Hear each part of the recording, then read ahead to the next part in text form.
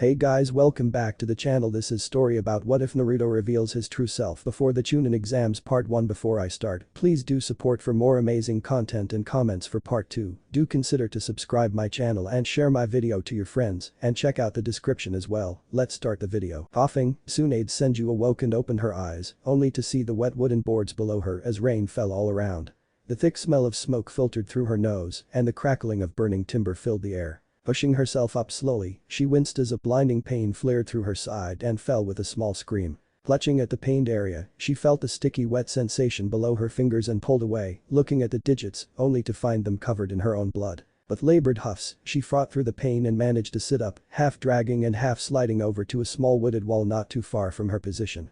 From there she was able to move the bloody cloth from her lower torso and found the bleeding stab wound dangerously close to her kidney. Already feeling weak, she focused on her wound and began to heal it. It didn't take too long, but with the pain in her side slowly numbing, she became aware of the various others that littered her body, far too many to heal, but none that were life-threatening. Wiping blood off her chin, she sighed and looked up at the blackened sky, ignoring the rain that fell to her face, and stared at the glowing moon for a moment until she turned her gaze to her surroundings that had been her battleground not long before. On two sides there were walls. The mansion she was now had a 5-story section on one side, a 3-story section in the center, with the top being a large wooden deck and the other side being the same as the first.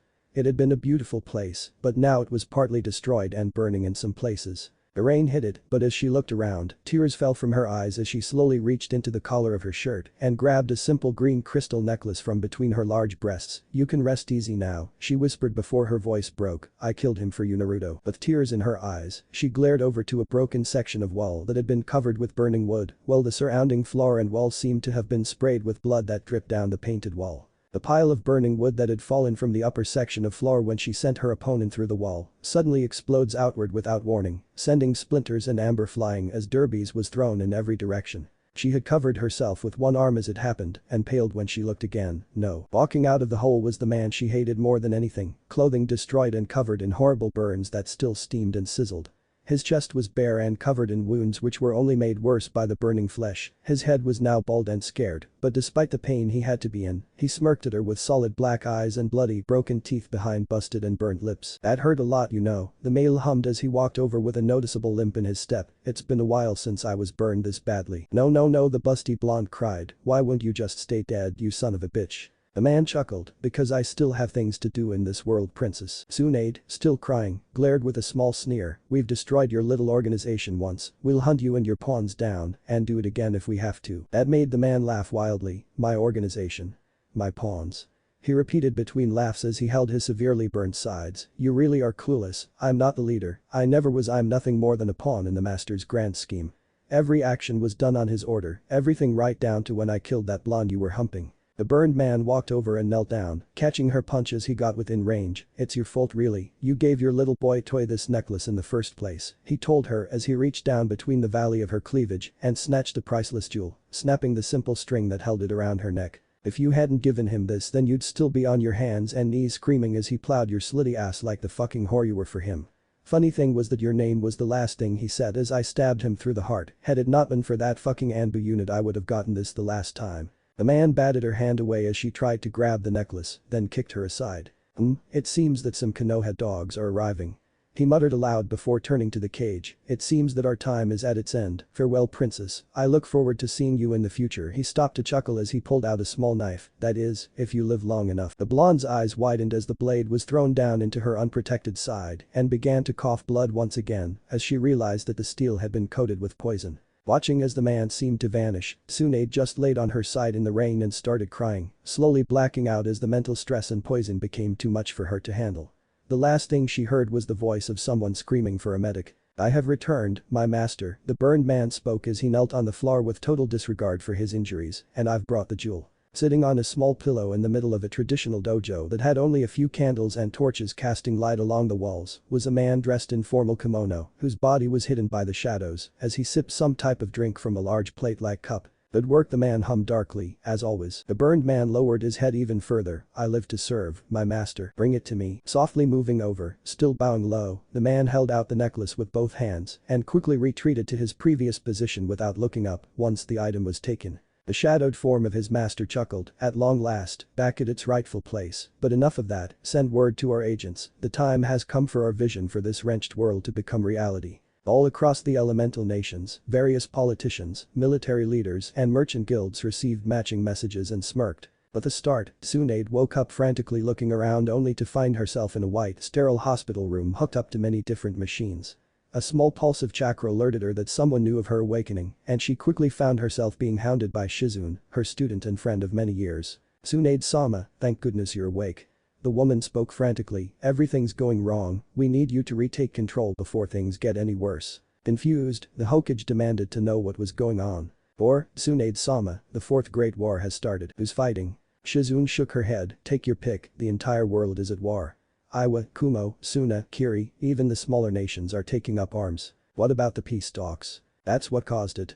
Someone attacked and killed all the delegates and now everyone's throwing the blame around. Mifune has been in a coma for days and even the Land of Iron is getting ready. How long was I out? You've been in a coma for nearly 4 weeks. How could things go so wrong?" The large-chested Hokage thought to herself while looking over intelligence reports to get an idea of what happened while she was in the coma and what was now happening as a result. Every nation was gearing up for war, one of which was actually sanctioned by the various ruling lords, such as the Fire Lord, Wind Lord, Earth Lord, and so on. As such, production of weaponry were doubled, if not tripled, and even the forces of the other lords were being readied. It seemed that not only was this a shinobi war, but a true world war. Looking away from the scrolls, she rubbed her eyes and opened the desk drawer, only to find the corner of a small picture sticking out from the files, tucked between blank requisition forms and the forms that a ninja needed to fill out, should he wish to retire. Pulling it out carefully, the blonde sniffed as her heart started beating painfully. She didn't know why she tortured herself like this, but despite the pain of loss which seemed to even outweighs the loss of Dan and her little brother, she just couldn't stop herself. With a tear falling down her cheek, Tsunade smiled lightly and ran her fingers down the photo. "Naruto, I wish you were still here, maybe then I'd know what to do." Sitting in the darkened dojo in the dead of night, the shadowed man sipped his drink while ignoring the admiring gazes of those kneeling before him. Sitting in front were 7 figures covered in the heavy armor of the samurai, with their katana laying by their knees, while 2 others sat behind each armored figure dressed in light armor much like Anbu, but still armed with a katana, while masks hid their identity. "My devoted supporters," the shadowed male hummed out as he set the drink down next to a ceramic bottle, "for years we have endeavored to mold the world to our vision. Exploiting the greed of man, the gluttony of fools, and the lust of ignorant power-hungry politicians. We have all set forth, sacrificing our blood, our sweat, and our tears to remake this world, losing friend and family alike to realize this goal." The man paused to study the gathered force who all looked at him with pure loyalty, "But their sacrifice, your sacrifice, will not be in vain, they will be immortalized for their efforts and will never be forgotten. Even as we speak, every nation in this world is preparing to fight a war in which they have no reason to partake in. We, as the sons and daughters of anarchy, will bask in the warmth of the fire that is sure to engulf the world and take pride in the fact that there is nothing in this world that can stop it." A sharp flash of lightning lit up the windows with a bright white flash, revealing the smirking, whiskered face of their blonde-haired, blue-eyed master. "Long live the warlord."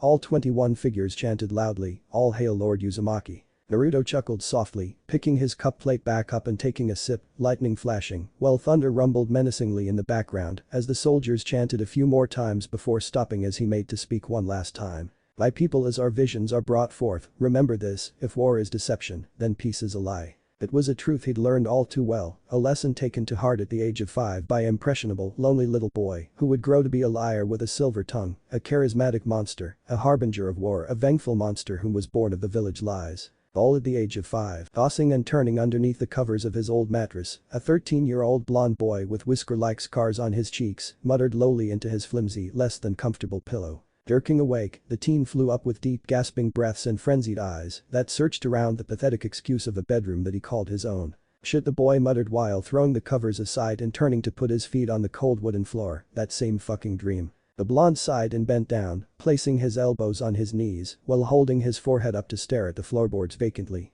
He was a little shorter than your average 13-year-old, but his frame packed muscle that his taller counterparts could only dream about and envy, not that anyone knew anyway. He always wore that hideous orange and blue jumpsuit. An unknown number of scars littered his torso, some fresher than others, while most were faded with age, but the main attention-getter was the fading seal on his belly, which held the 9-tailed curse of a demon fox that had plagued his existence from day one. His room wasn't much, the walls were bare and stained from water damage, the floorboards creaked loudly with every step.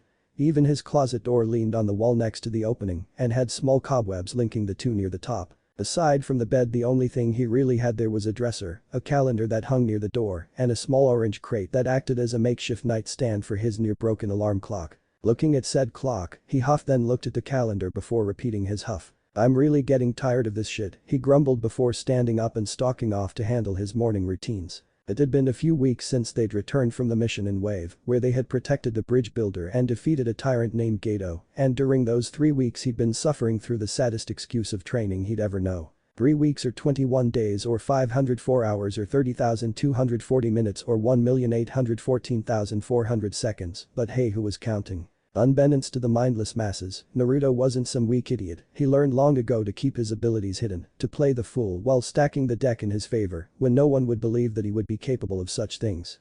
He didn't feel bad for lying to people like the third Hokage, who despite actually trying to help and be like a grandfather, still lied to him about many things. Stepping into his bathroom, the blonde ignored the shower and went to his tub where he turned on the water after plugging the drain.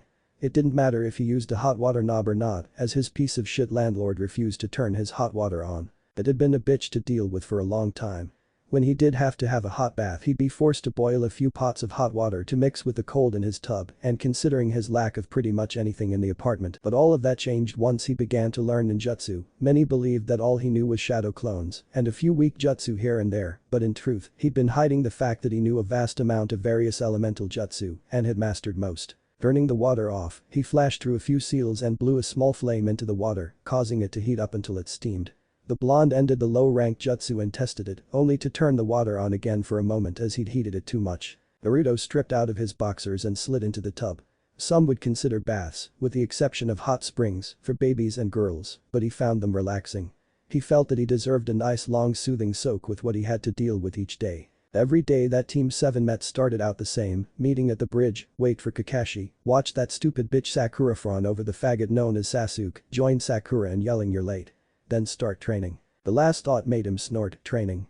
All Kakashi did was push him off to the side with the order to work on his chakra control, then took Sasuke off to train for real, while Sakura followed like the lovesick horse she was. Sometimes he wondered if they had a clue that he'd been sending shadow clones to each meeting for a while, no, waiting until they're gone to dispel and leaving him to his own devices. Sarutobi Hiruzen hummed lowly as he looked over the list of genin teams for his village, while the Jonin senseis stood across from his desk. They were scheduled to hold the Chunin exams this year, and he'd called them to see who'd be nominated, and so far all of the rookies had been entered, while Iruka, the Chunin who taught them in the past, was the only one to make a fuss, mainly for his favorite student Naruto. Not to belittle the boy, but because he cared and was worried that it'd be too much for him to handle, ending with him being killed. "How about this then?" he mused with a thoughtful look on his face. "Since you're worried about our resident prankster, why don't you give him a SQR test to see how he fares against a possible Chunin situation?" The SQR, or Simulated Quick Reaction, was a test made to seem and feel as real as possible, giving the person being tested a situation where they need to make a quick decision like a Chunin and handle it as so. SQRs were rare but not outdated. They weren't used as much, mainly because of the possible injuries or damage that could be caused from a bad reaction, such as throwing explosive tags in the village. "We'll watch from here with my crystal ball, and I'll decide rather or not what will happen." Iruka thought about it for a moment and nodded. The Hokage pulled out the orb and began searching, while Kakashi stated that Naruto should be waiting at the bridge with the rest of the team. "What the?" Hearing their leader's perplexed exclamation, everyone looked to see what it was, only to see the orb showing two Narutos, one waiting at the bridge with his ever dopey look, while another was working out with a bored, uncaring frown, as he did pull-ups without a shirt in his apartment. Anko made a wolf whistle much to her red-eyed friend, Kurenai's annoyance. "Woo, would you look at him? Who knew that the brat was hiding all that under that coat? I wonder what else he's hidden under all that orange. But which one's the real one?" another asked. Their question was soon answered as Sakura smacked the blonde over the head, only to fall as the blonde turned to smoke, dispelling with the strike, but causing the girl to continue with her momentum and flip over the guardrail where she fell into the stream below. When the clone was dispelled, the other blonde paused in his workout for only a moment before continuing as if nothing happened. Iruka soon left to go test the blonde, leaving the Jonin and Hokage gathered around to watch and entreats. Most had pushed the blonde off as a sad excuse of a ninja, but after seeing what just happened, they were interested in what was about to happen.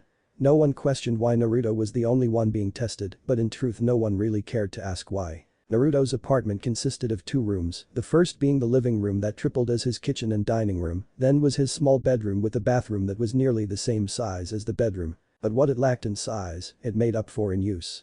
with a little work, he'd been able to easily take a metal pole that he found and made a pull-up bar that he could remove if needed.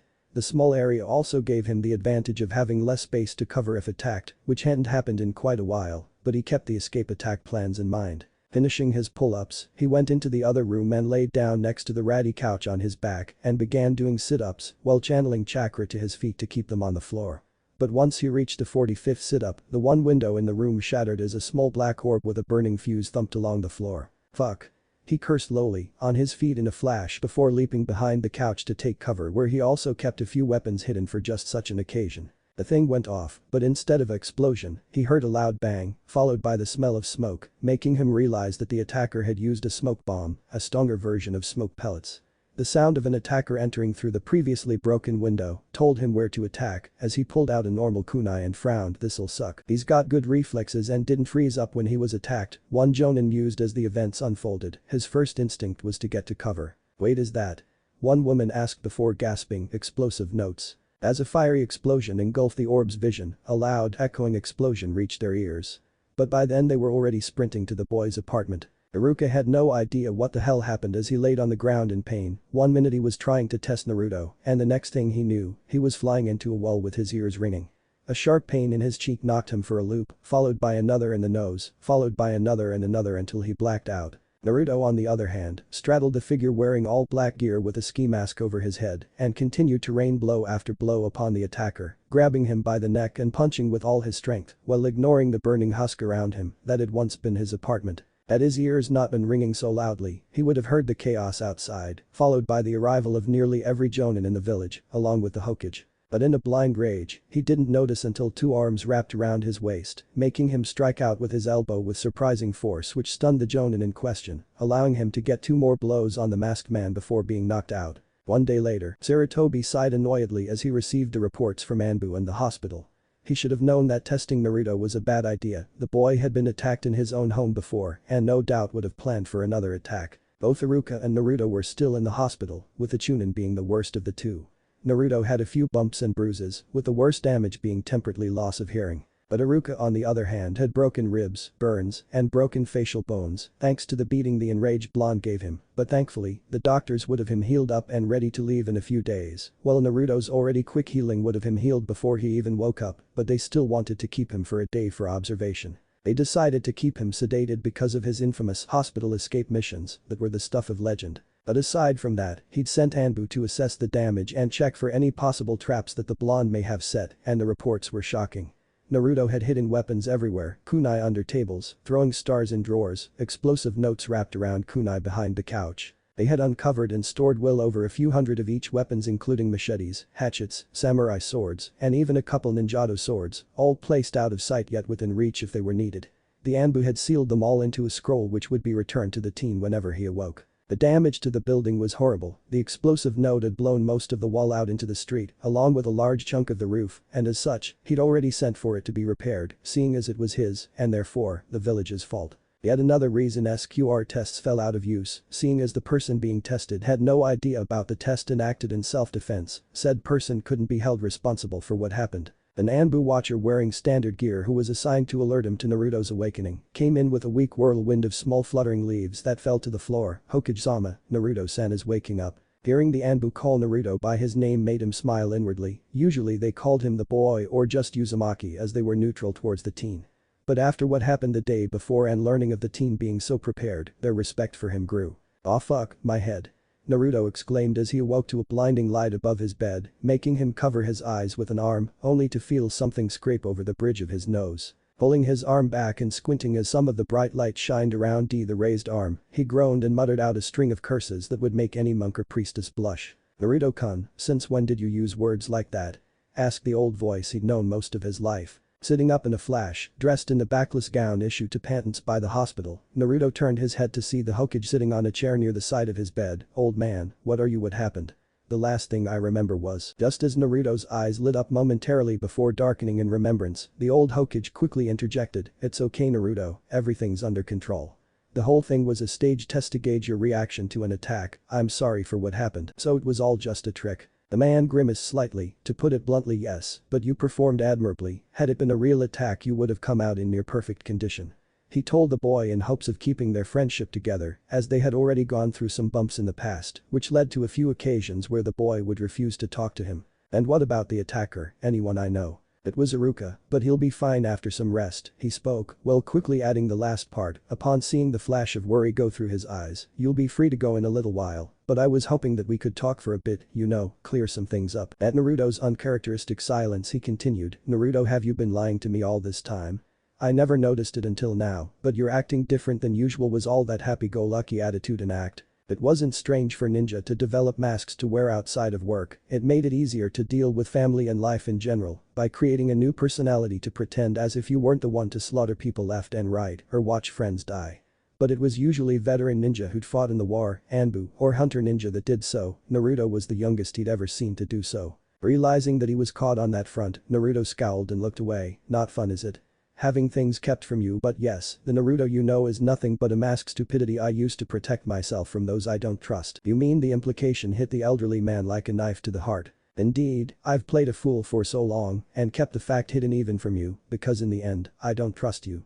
You've lied to me about many things, and as much as I'd like to I couldn't find it in me to trust another with a fact until now, but even then it's only because you figured it out." Each word felt like a twisting blade already lodged deep into his heart, tearing and ripping at the soul. "So tell me, old man, how does it feel to know that I've lied to you? That the little boy whom failed 3 times and finally passed as the bottom of the class is in fact a better ninja than most? Even you must admit that for me to hide my real personality and intelligence for so long is no simple feat." "It hurts really," he answered solemnly. "Then now you know how I felt every time you said that you didn't know who my parents were. Naruto-kun, you have to understand that." "Save it," Naruto snapped, cutting the Hokage off. "I don't really care anymore about who they were, as far as I'm concerned. My father was a deadbeat drunk and my mother was some cheap whore, making me the outcome of a drunken one-night stand between an inebriate and a harlot." Hiruzen bit his tongue, stopping himself from telling the teen just how wrong he was. The doctor came in to boredly tell him that he was free to go, making Naruto hop out of bed and over to where what was left of his pants were hanging on a hanger next to a standard white t-shirt given to those who didn't have a shirt to wear when leaving. Standing up to give the blonde some privacy, the Hokage turned to leave with a blank face devoid of the sadness he truly felt on the inside. "I want to finish this talk, come to my office once you leave." He then vanished in a whirl of leaves, leaving Naruto behind cursing under his breath. Hiruzen Sarutobi could only watch as Naruto left his office while tapping his fingers on the file pertaining to said boy. Their conversation hadn't gone as well as he hoped, but he managed to save their ever-fragile relationship from going down the drain, going from on the ropes to treading a floor made of cracked glass while juggling hammers. The boy was much more different than he had expected. That bright ball of sunshine and pranks who could take anything in stride and continue on with a grin had, in fact, never existed. It was a scary thought yet saddening at the same time. To go about his life for so long, hiding his true self behind a mask, forcing himself to act differently at all times, never trusting a single person he met. It had to be a maddening thing to experience, almost as if he felt like he was trapped behind enemy lines. From what he knew, Naruto was basically taking his life as if he was stranded in an enemy village, always ready for an attack, never resting and ever alert. There had been cases of ninja doing that after the war, most were driven mad, and those that hadn't gotten help ended up going deeper into madness and killing themselves to escape capture from what they believed to be enemy ninja. But aside from that, he learned of the less than satisfactory training methods employed by Kakashi, which caused Naruto to begin his own training regiment while sending clones to the team meetings as they'd taken the time off after their last mission to train. When told that he would be fixing this, Sarutobi found himself being told not to bother and that if he honestly wanted to make things up to him, Naruto, that he could start by taking him off Team 7 and giving him separate missions. Lighting up his pipe, the old man took a deep series of puffs before opening the front cover to look at the goofy face of what he used to see Naruto as. But the attention getter was the large red stamp now marring the page that reads, "Reassigned" near the team block. The only way he could start giving Naruto separate missions was to attach him to another branch of the military, such as the torture and interrogation unit, the logistic and administration department, the information technology department, the village law and justice block. The list went on. But he couldn't just stick him in one without the proper requirements and training, so he did the next best thing. Closing the file, he picked up another stamp and pressed it into the ink pad before slamming it into the middle of the cover, leaving a large classified in plain view with unique markings around it that would tell those in the know just how serious the information was. "Anbu," Hiruzen called, summoning his guards back into the room, who also doubled as a type of butler to handle things for him, such as retrieving sensitive files or bringing someone in. 2 of his most loyal Anbu appeared with a respectful bow before blurring into their places around the room, only for one to be stopped. Brat, I need you to do something for me. Anything Hokage-sama. Without a word, the Hokage wrote some things down and handed the ninja the paper. Take this to the head of the administration block, we have a new unit to add to the roster. Kakashi was annoyed as the third member of his team continued to not show up to the daily team meetings. After the first 2 days he'd learned that the blonde was released from the hospital, but that had been over a week ago, and he had yet to see hide or hair of the teen. Of course, this didn't stop him from training if you could call it that. All he did was show Sasuke some jutsu, let his copy and practice them, then call it a day while Sakura did nothing and watched. He'd gone to the Hokage to mention this, while the three went to get a quick D-ranked mission, but his question was brushed aside. Had he not been so engrossed in looking at the pornographic drawings in his book, he would have seen the disappointed look he was given by his commanding officer. Hokage-sama. An Anbu wearing a bird mask yelled as she came into the office with a frantic tone. The Anbu barracks for Battalion Alpha were attacked. Hiruzen didn't make a move to address her, only lighting his pipe and blowing a smoke ring. Sir. Didn't you hear me? Someone. Yes, Bird, I heard you the first time. Tell your commanding officer to stop the search for the attacker and to come here. At the dismissive tone and order, Bird blinked and slowly left the office where she vanished to go inform her commanding officer of what the Hokage said. Sir, you summoned me? Anbu Commander Owl of Alpha Battalion asked as he came in with a puff of smoke. Is this about the attack? Indeed it is, Owl, he mused while smoking the pipe. Indeed it is. First off, let me be the first to inform you that you failed the test. Sir, what test? There was never any real attack, it was all a test to see how village security would fare against a sneak attack, and as you can see, you and your battalion have failed. Hiruzen smirked inwardly as he thought back. Flashback. Naruto-kun, let me be the first to welcome you to your new position. The aged Hokage started off as he smiled, looking at the blonde who wore a black vest with a red diamond-shaped patch on each shoulder that depicted the leaf symbol over a dagger. Above it had KDSCD, and below it had red cell stitched neatly. KDSCD stood for the Konoha Defense and Security Coordination Division, which would be a small, shadow group that for now, would only consist of him for the purpose of testing and reporting flaws in village security. He decided to put it under the codename of Red Cell for short. Naruto had already proved his skill by pranking people and hiding from Anbu for hours on end, even painting the Hokage monument in broad daylight without anyone noticing until he was done. So it was only natural that he be placed in a new division that would put his skill to good use. Your first assignment is to stage an infiltration attack on the Anbu barracks belonging to Alpha Battalion, sneak in, disable its security, and place some of your special paint bombs around, then exfiltrate without being seen. Naruto nodded, showing him a smirk. Consider it done, old man. I'm putting off the Chunin exams for a little while longer, at least until the next chapter. God damn it. Naruto growled as he sat up in his new bed, having been awakened after having the same nightmare as usual. Picking up a small alarm clock at the side of his bed, he slung it across the room and into a wall, shattering it with a small explosion of plastic, springs, and gears. He'd been having nightmares for years now, sometimes going a month or two without one, but it was always the same, forcing him to relive that night. Getting out of bed, he stretched and felt his back pop before going to the bathroom of his new apartment. As a part of him being the security protocol tester, the Hokage had seen fit to give him access to one of the ninja-only apartments that littered the city. It was much cheaper than the insane prices he'd been charged before and much larger as he now had a bedroom, bathroom, and a separate kitchen with plenty of space. Another plus was that he actually had hot water and that you'd have to be one stupid motherfucker to try and break into a ninja-only apartment building. It had been a few days since he started working as Red Cell, and so far the attack on the Anbu was the only job he had. But seeing as there was only him in the unit at the time, the Hokage was waiting before sending him out, mainly to be his consultant for updating the security protocols of the Anbu, who had gotten a little slack in thinking that there was no one stupid enough to attack, while nearly everyone was there and just getting off duty. The paycheck was much better than those chores they called D-ranks, not to mention the fact that since he was working a division job, he got paid weekly, plus what he earned on missions.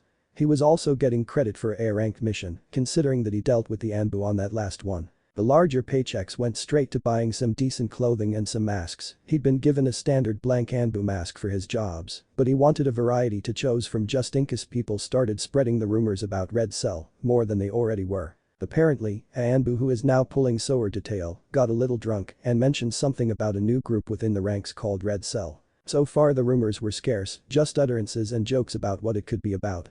Some believed that it was just some training group and others thought that it was a team of genin who trained alone. But with his extended periods of off time between missions, he spent it either learning how to be the head of the division he now technically ran, seeing as he was the sole member, polishing his skills and keeping in shape, or improving his jutsu.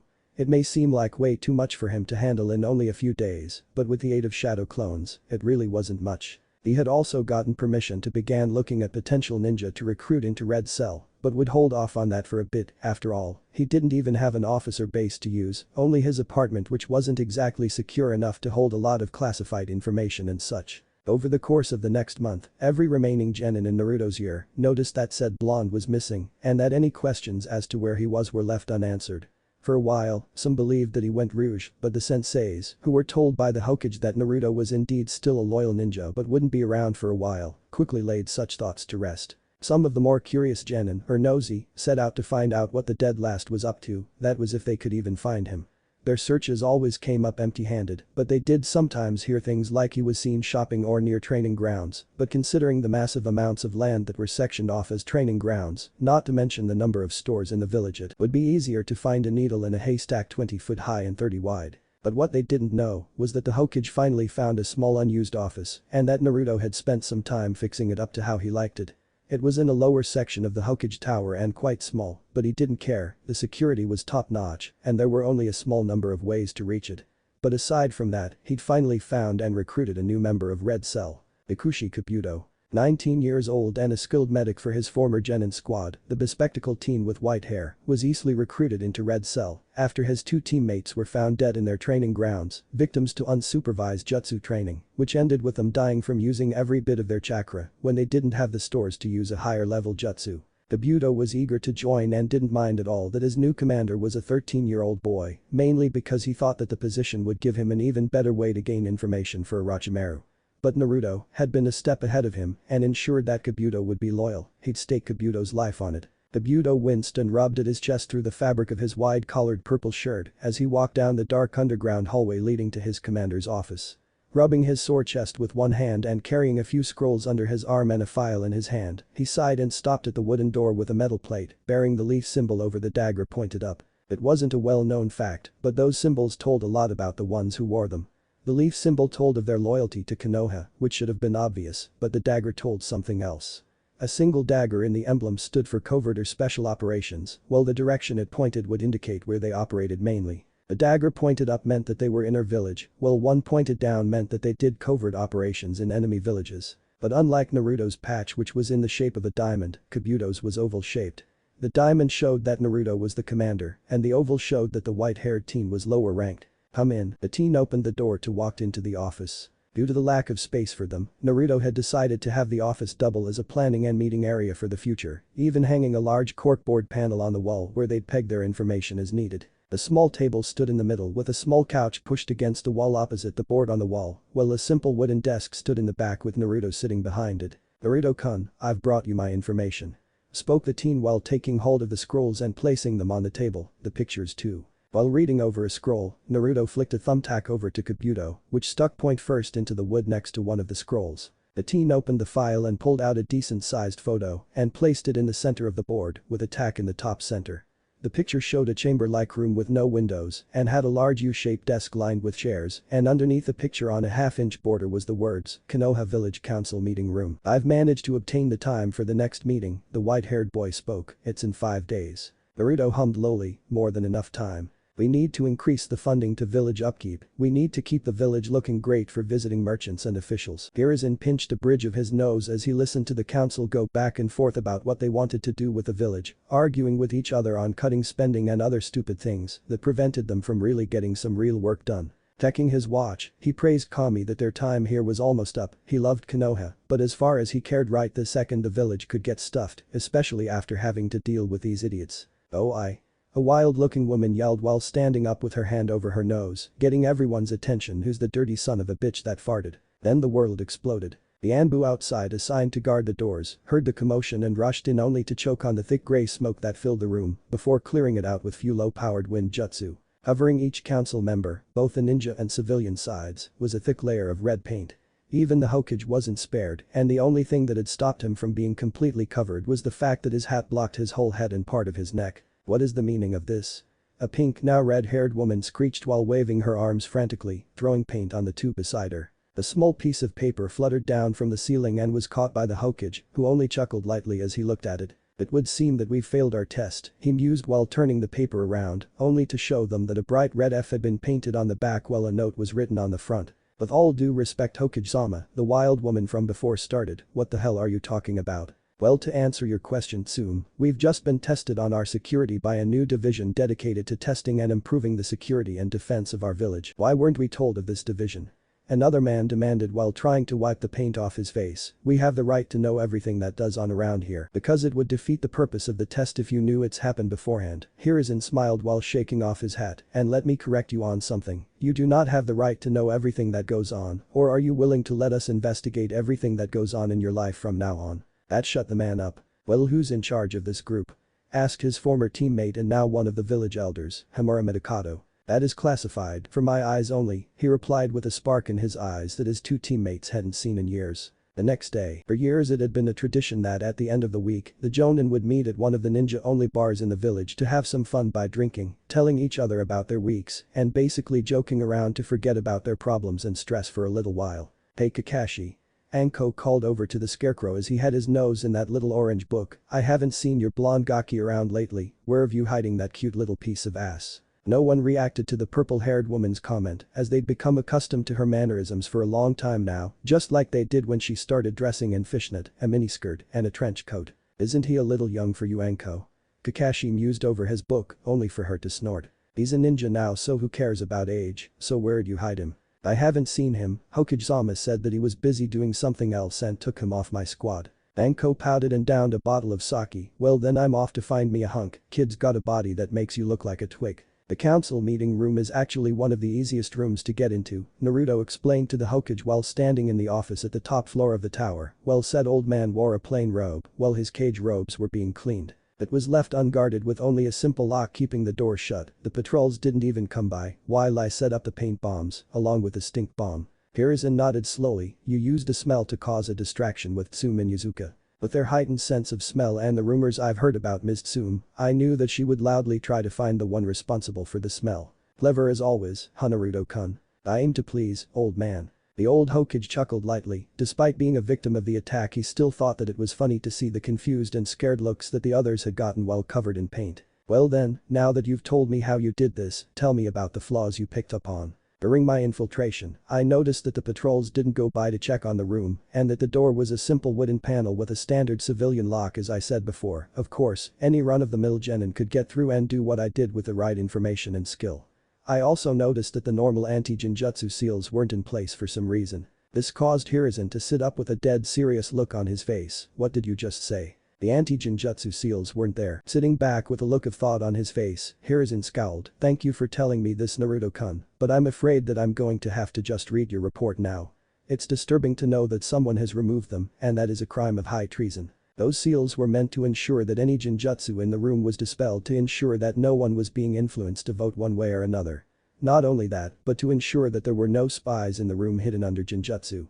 But without them there was no telling how many things had been manipulated by outside forces or even by inside forces. I'll have my report sent to your office soon old man, I'll see you later. Goodbye Naruto-kun. Though before you go. The old Hokage called out before the team could leave the room, if you want, you can still enter the upcoming Chunin exams, you'll have to be placed back on Kakashi's team for the time, but that's it. After the exams you'll be taken back off. Naruto thought about it for a few moments. Alright, I can put up with them for that long. Sign me up. I'm not going to go into much detail on clothing and looks unless something is different, unless I change it, everyone is dressed as usual. The first day of the Chunin exams didn't come quick enough for the blonde in his opinion. With the information the new red cell medic, Kabuto obtained through his time as a spy Naruto learned that the exam was a 3-part test. The first phase would be a written test which would test the information gathering skills of each Chunin hopeful, seeing if they could cheat and not get caught. There would be a group of watchful Chunin including Konoha's very own mind rapist Ibiki Marino, a master of mental torture, and the feared head of the interrogation department. The second phase was a survival exam and training ground 44, also known as the Forest of Death. Aside from a handful of Chunin aides to help with paperwork, it was mainly given by Ibiki's partner in the interrogation department, Anko Mitarashi. Waivers were to be signed before anyone could be allowed in, as the test allowed for the genin to kill if needed or wanted, so they had to sign to make sure that Konoha didn't get into any legal issues and such. The idea was for each team to hunt down another team carrying a scroll, either a heaven or earth, and take the one they didn't have. The final phase would take place a month later in a massive arena where they'd fight one-on-one for the village leaders and prospective clients. There wasn't much to it, but each genin would be graded by other Chunin as well as the cages to see if they had the qualities needed to be a Chunin. Naruto had avoided the two members of Team 7 until today, not wanting to deal with their stupidity for longer than necessary, but sadly for Kabuto, he wasn't allowed into the exams, seeing as he had no team and that there wasn't any other genin squads on reserve at the time for him to join. Hiruzen, ever the grandfatherly old man to him, had given him a few hints as he told him the location of the first test, room 301 in the academy building. One such hint was to make sure he went to the third floor and not to fall for any tricks. "Well Naruto, it's nice to have you back on the team," he heard Kakashi say as the man met him at the door leading to room 301. "I see you've changed your clothes, you look like a real ninja now. Don't get used to me being on this team, once the exams are over the Hokage will remove me again. As for my clothing, well, my orange jumpsuit was more of a training phase. If I can lead Anbu on a merry chase around the village in broad daylight, wearing that thing, imagine what I can do now." Naruto retorted with a bored look on his face as he leaned up against the wall with his arms crossed. The one-eyed scarecrow hummed lightly with his book in hand. "I see, and why is the Hokage removing you from your team?" Naruto closed his eyes, classified. Naruto Baka. Sighing lightly, Naruto pushed himself off the wall as he heard Sakura screech and looked to see Sasuke and the howler monkey trailing up the hallway, making him curse under his breath, which made the Jounin's eye widen at hearing the blonde's hateful remarks towards his former, now temporary team. "Naruto Baka, where have you been?" Sakura demanded to know, only to be ignored by said blonde. Sasuke looked at the teen with a brooding look, inwardly surprised at the change in clothing and attitude. Dressed in a pair of faded black pants with white tape around each ankle and thigh, Naruto had a large one-compartment equipment pouch on his right thigh, while the leg was actually 3 slim pouches on the same strap. On each fist he had fingerless gloves and had lightweight forearm protectors on each arm. Over a fishnet short-sleeve shirt he wore a vest that could carry multiple weapons or scrolls, depending on what he stocked himself with, and he now had a black cloth for his headband. "Answer me Baka and stop trying to act cool." "Shut the fuck up," the teen snapped coldly in a tone that no one had ever thought to hear him use on the pink-haired girl. "We are here for the Chunin exam and nothing more. I am here just to move up in the ranks, and for that I have to deal with you too, so let's get one thing straight, I don't like either of you, but for now we are a team, we are not friends, and nor have we ever been. So I'll watch your back so long as you watch mine, and after this, I'm finished with you until the next time we are forced to work together. Do we understand each other?" Blinking, Sakura nodded and Sasuke nodded as usual. Good. With that, Naruto turned and walked through the door to room 301 with the other two following moments later. Not seconds after entering the room, Naruto felt the menacing glares and killing intent from the mass of various genin around the room. Looking them over, he snorted at the weak intimidation attempt just as the other two from his team entered. "Sasuke-kun." Stepping forward, Naruto felt a wind against his arm as a blonde girl wearing purple flew past him and onto his male teammate, who had yet to come out of the closet. "Ino pig, get off of Sasuke-kun." Ino Yamanaka was only daughter of the clan head and heiress of the Yamanaka clan. She was a popular girl in school and self-proclaimed future Mrs. Uchiha, something she and Sakura often fought over. Ignoring the two fangirls, he walked off to the side and leaned up against the wall. "Well, looks like we're all back together again," came the lazy draw of Ino's teammate, Shikamaru Nara. "Biba came over, no, we're missing the dope, where is he? Guess he didn't make the cut." "I'm over here Mutt," Naruto exclaimed coldly, getting their attention as he glanced over from the corner of his eye. "If you'd pay attention and train more instead of humping the nearest shoe, maybe you would have noticed that I was standing here." "What's with the outfit dope?" Kiba retorted while trying to save face, "Trying to look all cool since you're such a terrible ninja." The blonde teen hummed and let out a small chuckle. "Unlike you, I'm taking my job seriously and as such, I'm wearing what a real ninja should wear, unlike you. A hoodie and grey jeans. Look around at the real ninjas in this room," he told Kiba while also subtly insulting the other rookies at the same time. They did so and nearly every ninja in the room was wearing a uniform of some sort or had real ninja gear and multiple weapons. "As you can see, I came prepared for war unlike you, so shut the fuck up or get put down like the mangy stray you are." What he said was true, they could all see that most of the pouches in his vest were full, leaving only a few empty for anything that he found while out in the field. But before anyone could say something, a large group of ninja appeared in a massive plume of smoke which cleared on its own to reveal a line of Chunin all wearing grey uniforms, while the mind rapist himself stood in front of them with his black trench coat and bandana. "Alright maggots, it's time for the first test," the man stated, the scars on his face contorting with his smirk. With the test starting, each genin was given a number and told to take a seat in the corresponding chair behind the desks. Naruto was far away from the other two on his team, but found himself sitting next to the shy Hyuga heiress and a random genin from Iowa. The 9-question test was given to them, and Ibiki told them that the last question would be given at the end. But the objective was to find the information from planted Chunin targets in the room without being caught by the watchers sitting along the wall or Ibiki, who took a seat at a large desk. Each person was given a set number of points, which would be lowered each time they were caught, and if one member of any team lost all their points, then the whole team was kicked out. They were given half an hour to answer at least one before the final question was asked, and for that whole hour, Naruto leaned back and stared at the ceiling, which he noticed that a few rows down had, strangely enough, a mirror attached that moved ever so slightly every now and then. 10 minutes into the test, his inner musings were broken as a kunai flew over his nose and into the test of a genin a couple rows back. Genin 48, 103, and 190, you all fail, get the hell out of my classroom. Ibiki smirked coldly at the team of protesting genin, who were soon knocked out for refusing to leave by 3 of the Chunins and taken away in plumes of smoke. When Ibiki called that there was 1 minute left in the text, Naruto gave a loud yawn and sat up, which sounded much louder considering that the room had been silent before. With everyone's attention on him, which he ignored, he removed his forehead protector and rubbed his forehead before wrapping the cloth around his hand while the metal stayed on the back of his hand. Thanks for the help, Iwa-san, he spoke to the genin next to him before swinging his fist and nailing the genin in the face with a back fist, knocking the guy out of his seat and onto the floor, hitting the back of his head on the desk behind him, which knocked him out.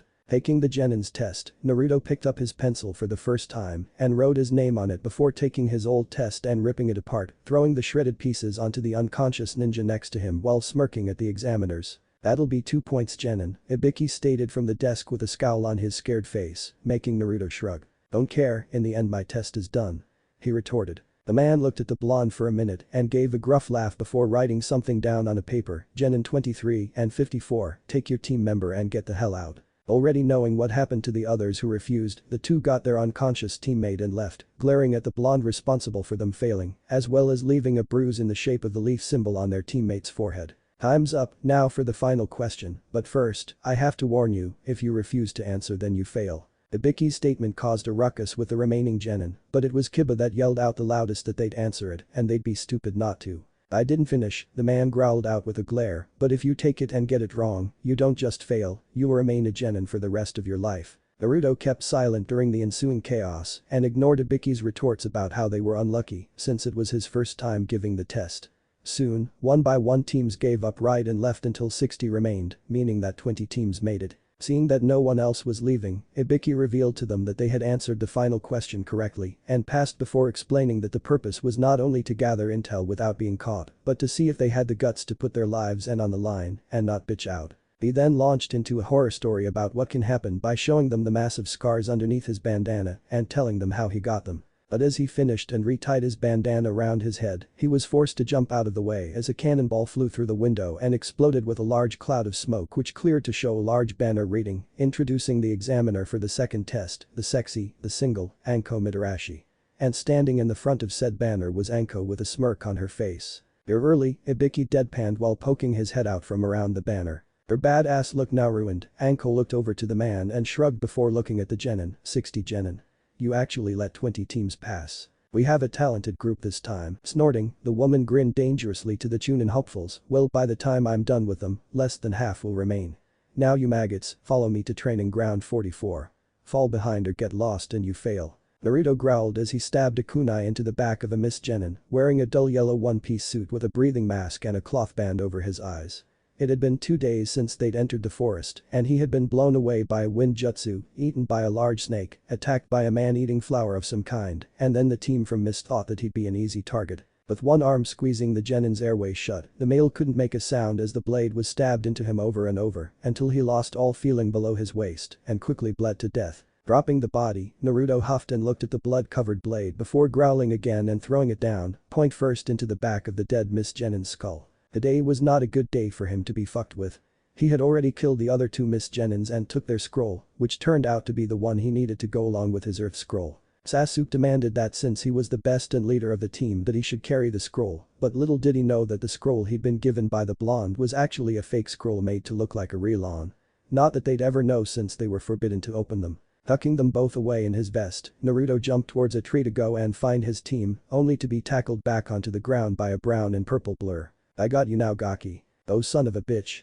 He cried out as the examiner appeared with her arms around him, pinning his arms to his side with snakes slithered out from her sleeves and bound him. Don't you have anything better to do?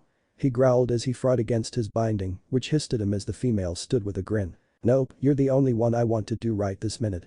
She replied while grabbing him and hoisting him over her shoulder. Don't worry though, after I'm finished with you, then I'll bring you right to your team, and who knows, if you play nice with me, then I'll make sure you like it. While he was much better than he let on in the past, there was no denying that he was no match against a Jounin. All he could do as he was taken away was pray that some of the rumors about her weren't true. When Naruto finally found his team on the third day of the test, they looked like they'd been through hell, not to mention the fact that for some reason, Team 9 and Team 10 were there and seemed to have just defeated a team from Sound with the help of a team by the name of Rock Lee. The others had only watched from the trees until the end, and for some reason, Ino was now trying to fix Sakura's hair, which now looked like a jagged mess with a kunai. Walking through the underbrush, the 8 genin jerked their heads over to see who it was, only to see him. "Oh, it's only Naruto," the overweight boy named Choji exclaimed, only for Sasuke to pull out a kunai. Sasuke held the knife in one hand, but the threatening look was ruined by how he held his neck in pain. "How do we know you're really him?" Naruto gave him a tired glare with dark rings around his eyes. "Listen, I've spent over 24 hours looking through this god-forsaken forest to find you and her," he growled out at the boy while nodding at Sakura. "The ice is thin, and I'm close to snapping, so don't push me." He wasn't going to tell them what exactly he'd been doing, as they didn't need to know that he'd been molested by the crazy Jounin examiner and returned the favor once he'd gotten loose from her snake summons. "Hurry up and get ready, I'm ready to get to that fucking tower." He snapped at them again, ready to get back to the tower where he knew there were rooms and beds ready for the teams who made it there early. Anko had showed him that. "Maybe you haven't noticed, but we don't have a scroll," Sakura spoke up with a large bruise forming on her cheek as Ino finished cutting her hair. Opening 2 of the pouches on his vest, Naruto showed them the Clean Earth scroll and the Bloody Heaven scroll. "How'd you get those?"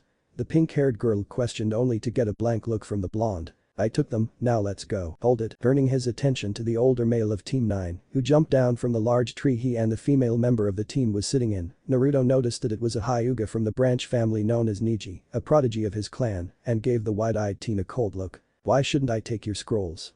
the teen mused with an arrogant smirk on his face. "Obviously a weakling like you wouldn't stand against one fated to win like me." "Bring it on then," Naruto mused darkly while placing the scrolls back into the pouches, then pulling out a kunai from his thigh pouch. "I'll cut your fucking Hyuga heart out." Before anyone could say a word, Naruto sent the kunai flying at the boy, only for it to be dodged. You can't deny fate," he smirked, only to be thrown forward as the explosive note discreetly wrapped around the handle went off. The blast also sent the female in the tree, a weapons specialist named Tenten, flying to the ground as the kunai had hit the trunk of the same tree she was in. The others stumbled as the pressure wave hit them like a wave, with the force of a hammer hitting them, while Naruto remained unaffected. Neji slid across the ground, stopping a few feet away from Naruto, with the back of his shirt smoking. Looking at him, the blonde sneered and walked forward. "Arrogant little bitch," he spat out, "just like the rest of your kind." With that he kicked the downed Hyuga inside before spitting on him. And with that, he started towards the tower with Sasuke and Sakura trailing behind him. When they made it to the tower, or in Naruto's case, back to the tower, the blonde opened the scrolls, triggering the summoning that brought none other than Iruka into the room. The Chunin congratulated them and explained the meaning of some writing on the wall that basically said, "If you're stupid, seek knowledge, and if you're a bitch, seek strength." Afterward, they were told that they could go rest for the remaining 2 days left in the test and could find food in a small cafeteria in the tower, which was being prepared by ninja chefs of all things. Sasuke and Sakura soon found themselves alone as Naruto left them alone in the tower without a word. Walking up the stairs towards some of the extra rooms in the tower, Naruto suddenly found himself in the embrace of his new tormentor, Anko. "Welcome back, sexy, you looking for more?" "Why bother asking?" Naruto shot back as she didn't ask the last time and basically raped him in one of these rooms. Anko giggled and pressed her cheek up against his. "Because I learned my lesson last time, my ass still hurts." When she was riding him, he managed to dispel the snake holding his arm still and successfully turned the tables on her, flipping her over with him on top and finishing her off before slipping into door number 2. There wasn't much she could do at that point as he managed to pin her hands to her sides while savagely plundering her puckered hole. "Maybe later, but I'm looking for a different room other than the one I'm forced to share with my team." Anko hummed, "Well, genin aren't allowed to stay in other rooms aside from the one assigned to them." She told him, dashing his hopes of staying away from the 2, "But you can always share my room, I've cleaned it up some, and you know my bed's soft, and I assume that you'll want rent." Her grin told him everything. At the end of the 5-day exam period, only 7 of the teams managed to pass. First to finish had been the team consisting of the Kazukige's 3 children, with Team 7 being second, while the others trickled in during the end of the last 2 days. Unlike the last night he spent with the Jounin, he got a lot more sleep than before and didn't feel tired and moody like he did the other day. He had to stand through the old Hokage's speech about the true meaning of the Chunin exams, where the old man announced that there would be a round of preliminary matches since too many genin had passed for the finals. It didn't surprise him like it did some, after all, he'd been told by Kabuto to expect something like this in a pre-exam briefing, something that the spy-turned-pawn had a lot of information and experience with since said team had taken it 7 times before. But before the Hokage could get into the rules for the preliminaries, a pale-faced, sickly-looking man came forward and asked if he could explain, since he would be the proctor for both these matches and the finals. The ninja introduced himself as Heiichiko, or at least that's what he thought. The man coughed every few words, so it was a bit difficult to understand him at times. He explained that since there was so many genin, they would be randomly selecting a pair of them to fight where the winner would move on to the finals. Each fight would last until one gave up or was unable to continue fighting, but he did reserve the right to step in and stop them if he felt that there was a clear winner. Naruto noticed his pink-haired teammate start to say something as a large electronic board was revealed in the wall behind a fake section, but Sasuke, who was still feeling a pain in his neck, stopped her from saying anything, even telling her to mind her own business, which made the blonde smirk inwardly, especially when she looked at him as if expecting him to jump to defend her as he would have done if he was still acting like a fool. So as they started up the board that would select the names, Naruto took that time to scope out the competition. There was one team from the newly formed Sound Village, and the 3 looked roughed up, with the worst being a guy with both arms in a sling. The other male of the group was covered in bandages, but he saw him before during the first exam, so he knew that the bandages weren't new. And lastly, the female had a few bruises and cuts on her face, but nothing too bad. Next there was a single team from Kumo. Out of them all, only the woman registered as a threat to him. She had long, straight, blonde hair bound with a tight wrapping of bandages and had dark-colored eyes. She wore a short-sleeved black and purple blouse, black pants with a design similar to clouds on them, purple fingerless gloves, and a chain of white beads wound around her left hand. Around her head was a standard Kumo forehead protector, and she wore normal black sandals, while a kunai holster was strapped around her right thigh. Lastly, the woman had white bandages around each arm and leg, with a red belt was clipped around her waist. She was definitely one of the older genin, but not too old to be suspicious to them. By now, they were asked to head up to the balcony that circled around the room 2 stories above the ring. Only the first 2 fighters were allowed to stay, Sasuke and one of the nameless male Kumo genin. He didn't pay much attention to the fight and continued to scope out the enemies. A team with that Hyuga from the forest, led by guy who Lee looked like a clone of. Lee was as happy and loud as ever, seemingly not caring about the small wounds he had. Tenten looked sore, possibly because she had been sent to the ground by the explosive note. But Niji still glared at him for what happened. His hair was dirty, and his shirt was now covered in dirt and grass stains. Next was the Ino Shikacho trio led by Asuma Sarutobi, Hiruzen's son. They were probably one of the weaker teams here, but still just as dangerous. While Ino lacked training jutsu to jutsu and maybe even genjutsu besides what was taught in the academy, if she got lucky and did manage to get a hit with her family jutsu, she'd easily win. Doji was a wild card, he'd be a good match with his human boulder and expansion jutsu, but he lacked any driving force unless the magic insult was used to send him into a rage. Shikamaru on the other hand was the main danger. With an IQ over 200, he could easily keep ahead of the game and plan multiple steps in advance, leading his enemy into a sudden, unforeseen defeat. Kiba's team was a slightly bigger threat. Kiba himself was actually a decent opponent when working in tandem with Akamaru, but his brash nature and arrogance could easily be exploited. Hinata wasn't much of a threat at all, her shy nature and unwillingness to hurt someone made her more of a medical ninja than anything else. Shino on the other hand was the main threat of that team. Silent, calculating, and swarming with chakra-eating bugs made him the worst enemy of nearly any type of ninja. The match between Sasuke and the Kumo ninja was called as Sasuke managed to disable his opponent, although just barely before passing out. He watched just long enough to see that the next match was between Shino and Zaku Abumi, the sound genin with both arms in a sling. Already knowing that this would end in Shino's favor, he studied the Sand Genin team.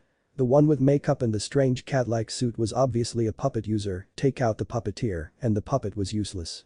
The female had a large fan and knowing the Sand Village, she was probably a trained wind user. But the one he really looked at was the redhead, something was really off with him. And lastly there was his team. Sakura was as big of a threat as Ino, and Sasuke was an arrogant, self-centered, delusional, self-proclaimed avenger who had everything handed to him on a silver platter. With each team analyzed by looks, he went back to watching the matches to see Zaku's arms blow off as Shino clogged the holes in the boy's arms with his bugs without said sound genin knowing. The third match was between the other male genin from Kumo and the puppet user from Sand, Kankuro. The puppeteer won by tricking the genin into thinking that he was actually fighting with his puppet when in fact he'd been controlling 2 puppets, one of which had been made to look just like him. The real puppeteer was hidden in a large bandaged object that puppet Kankuro wore on his back, then laid on the ground before starting the fight. Ino and Sakura fought against each other in the fourth match. Ino caught Sakura in her mind transfer jutsu, but the howler monkey somehow broke free.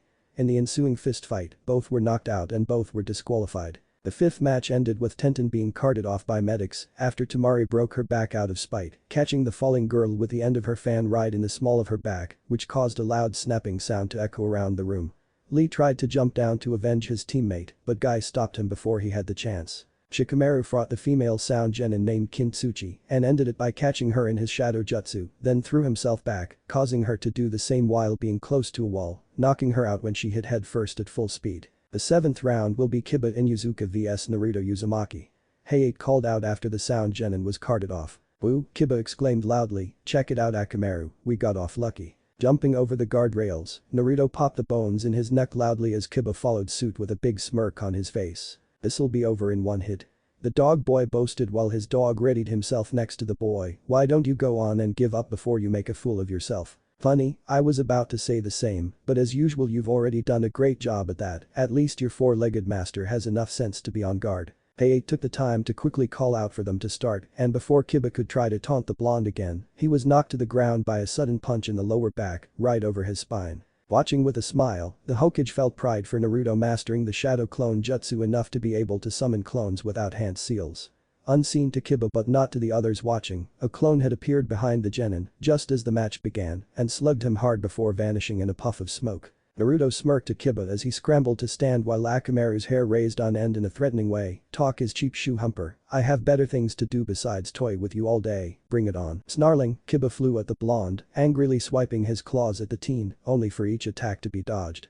"Just stand still, already dead last," he screamed with each failed strike. Without warning, Naruto slapped a swipe aside with his forearm and buried his other fist dead center in the Inuzuka's gut, doubling him over as the breath was knocked out of him. The blonde then grabbed Kiba by the head and held his head facing the ground as he brought his knee up, connecting with the soft cartilage of Kiba's nose and his forehead over and over, before releasing him with one final strike, sending him flying backwards onto the ground with blood streaming from his nose and swelling eyes. But the mutt wasn't ready to quit yet. "Get him Akamaru," he yelled while spitting out the blood in his mouth and trying to get steady. The puppy barked once and to Naruto's surprise, used Kiba's passing fang jutsu to fly at him like a twister, giving him little time to jump away. Dodging a few more times, Naruto cursed as it looked like the pup wasn't running out of steam just yet and smirked as he got an idea. Flipping away from the dog's attack, Naruto quickly got over to the still recovering Kiba and grabbed him by the legs. "Go back to your master," he growled out as he threw him with all his strength right into the path of the dog's attack. Not waiting to see the hit, he reached into his special kunai pouch to find that it was his last one and sent it flying at them. Unable to turn fast enough, Akamaru clipped Kiba by accident, tearing through the side of his clothes and cutting him up badly before the kunai neared, flying a few yards ahead of them then exploding, sending both to the ground. "The match is over," the proctor yelled out as he jumped in between the downed genin and Naruto, with medics rushing over. The use of explosive notes were dangerous and they feared for the genin's life. Hayate feared that the blonde would try to finish him off to end the match. Naruto snorted, "Of course it is and you don't have to yell. After all, if I wanted him dead I'd have done it already." The Jounin watching looked at each other, along with the remaining genin who knew Naruto. What had happened to him? Why was he so different now? Why was he so cold now? Questions like that filled their heads, and they promised to get answers. No one changed from a happy, bubbly ball of sunshine to a cold-blooded, cruel, and deadly ninja like that so drastically. With his opponent being carried off on a stretcher by a pair of medic ninjas, the pup laying on the end between Kiba's legs, and also in need of some medical attention, Naruto made his way back up the stairs, but didn't go over to his previous place by the still unconscious Sakura and the porn-reading Jounin, opting to lean against a wall a few feet away from the top landing. "The eighth match will be Hayate," exclaimed loudly with a string of coughs breaking up his sentences, "Hyuga Niji vs Hyuga Hinata." Glancing over to the girl, Naruto noticed her nervous face go paler as she walked to the steps, nervously passing him and reaching the steps. "Good luck Hinata," he mused evenly as she passed by him, tensing as she heard him and blushing. The match was a horrible thing to watch. Hinata was too kind-hearted to fight and Niji brutally used psychological attacks, using her fears and insecurities against her to convince her that she had no possibility of winning. But the girl refused to give in and forfeit. Both used the Hyuga fighting style known as Gentle Fist that targeted the chakra pathways, while their bloodline limit, the Byakugan, allowed them to see said pathways in each other's bodies. The two seemed to match each other for the first few minutes, but Niji soon gained the upper hand by landing blows on the girl's arms, interrupting the chakra flow and disabling her ability to use the gentle fist. But it seemed that Niji still had personal issues with the girl as he tried to strike her in the chest with a gentle fist, which would stop the flow of chakra to her heart and most likely kill her. If not for the proctor's intervention, she would have died. Once the girl was taken off the ring and moved to the infirmary, the exams continued with Rock Lee fighting Gaara of the Sand Village. Gaara seemed to be untouchable with his sand defense, which would jump to his defense when any attack was made, and Lee was a taijutsu user incapable of using ninjutsu or even jinjutsu, stacking the odds in Gaara's favor. Lee tried valiantly to get past the sand but failed each time, that was until he got permission from Guy to remove his weights, which left small craters underneath them when they fell to the ground. Lee's already impressive speed shot up to the point where he was a blur to all but the Jounin, easily allowing him to hit Gaara, which came as a shock to the other Sand Genin and their sensei, as it had been the first time in Gaara's life that he'd ever been hit. The Leaf Genin knocked Gaara into the air before using his front lotus, which would have been a finishing move had it not turned out that Gaara was a sand clone. With no other way to end the match, and with Guy cheering out with his permission, Lee opened 5 of the inner chakra gates, which resulted in his strength being multiplied immensely for a short time. And along with his speed, he made a human pinball out of Gaara until he used his reverse lotus. However, as Gaara fell to the ground in what would have been a finishing blow, the gourd on his back broke apart and made a large cushion of sand to save his life. By now, Lee's inner gates wore off and left him weak, so as Gaara caught his arm and leg with his sand, he was helpless when the sand-binding coffin crushed the limbs like twigs. If not for Guy jumping down, causing Lee to be disqualified despite already being beaten, Gaara would have killed him. But then came an interesting twist, with 21 fighters, one would be given a free pass, and only Choji, the final Sound Genin, and the Kumo Genin remained. Whoever wasn't chosen would automatically pass to the finals, as unfair as it seemed. The final match will be Choji Akimichi vs Yujiro Nai. Naruto paid particular attention to this one, he got a weird vibe from the older blonde that was now squaring off with the overweight leaf ninja below them. It almost doesn't seem fair, Yujiro mused as the match was started by the sickly Jounin, sorry kid, but I'm not going easy on you. To prove this point, her fingernails extended a few inches and grew to a razor point, while her toenails did the same, just not to the same length. She grinned and rushed forward to engage Choji in taijutsu with impressive speed and skill. Choji didn't stand a snowball's chance in hell as the woman was much better than him, not even giving him a chance to use his family bloodline and getting scratched here and there. Lashing out, Choji tried to at least get a hit in, but quickly found his fist caught in her grasp before being pulled right into her knee, making him wheeze as it hit his chubby belly. Taking a hold of his shirt, she pulled him again and flipped him over her leg, onto his back with a thump before straddling him and placing her clawed hand near his throat. Give up kid, I've already won and could have killed you more than once by now. She cooed, making him give up. Naruto hummed lowly, Yujiro Nai, how interesting. But the preliminaries over each of the winning genin drew numbers from a box to find out when and who they'd be fighting. And lo and behold, Naruto found himself looking at the slip of paper with the number 1 on it, while Niji got number 2. You can't deny fate, Niji sneered at him as they learned that they'd be fighting each other in the first match. What happened in the forest was a fluke, fate has already declared me the winner. You've forgotten one thing, Hyuga, he shot back with a smirk, fate is my bitch, making you the bitch of my bitch. We shall see, the wide-eyed teen snorted before walking away. Not hours after returning from the Forest of Death, Naruto went to his office and summoned Kabuto, telling him to bring his information on the ones involved with and in the Chunin exams. Niji Hyuga, tell me everything you got on him, he ordered, wanting to know all that he could about his next opponent, and seeing as he told Kabuto to gather more information on all that he could during the exams, he expected him to have what he wanted. It took Kabuto a few moments to find what he had on Niji, which wasn't much, but enough for now. Niji Hyuga, born July 3rd. He is on Team 9, also known as Team Guy, and was ranked as the Rookie of the Year in his class. Teammates are Rock Lee, the bottom-ranked student of his year, and Tenten, an orphan with no last name, she is a weapons mistress in training. I have his stats listed here as well. Ninjutsu. 2.5, Taijutsu. 3.5, Jinjutsu. 2, Intelligence. 2.5, Strength. 2.5, Speed. 3, Stamina. Enhanced seals are a 3. I also have his mission history, but I doubt it'll help much.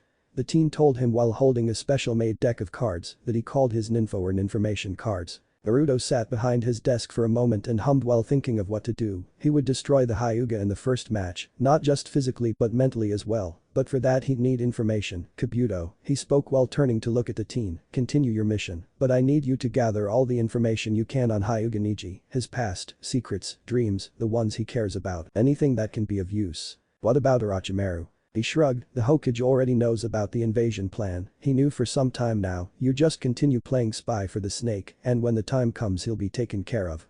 Also, keep an eye out for potential candidates for Red Cell, you're the team medic, but we'll need more, you already know the requirements. With 1 month to prepare themselves, each genin would train, study, and even study their opponents to ready themselves for the finals.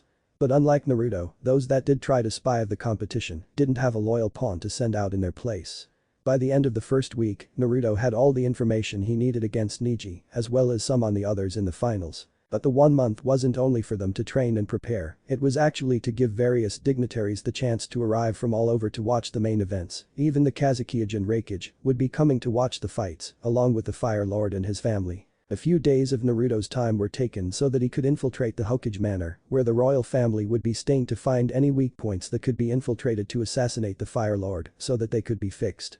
Out of all the village, the manor was the safest place so far, and he just barely managed to infiltrate the manor once before the Hokage had that weak point fixed. So aside from the updates from Kabuto every couple of days or so, Naruto spent much of his time training, mainly with his main affinity to wind jutsu and brushing up on his skills, using some of the less conventional ninja weapons he had like brass knuckles or machetes, many of which he had sealed inside scrolls in his vest. But today he had gotten a message from the Hokage that he needed to go meet someone near the hot springs and soon found himself growing impatient as he leaned against a tree near the front. Checking the time on a simple watch he bought not too long ago, he frowned before hearing a perverted giggle and decided to seek out the source, especially when it came from out of sight area near the female side of the hot spring. What he found was surprising, he half expected to find some kids trying to peep, naturally being curious about such things, but instead of curious kids, he found an old man crouched down by a freshly made hole while scribbling things down on a notebook. The old man wore a green outfit more akin to the older style of ninja clothing and had a sleeveless red coat that reached down to the back of his thighs.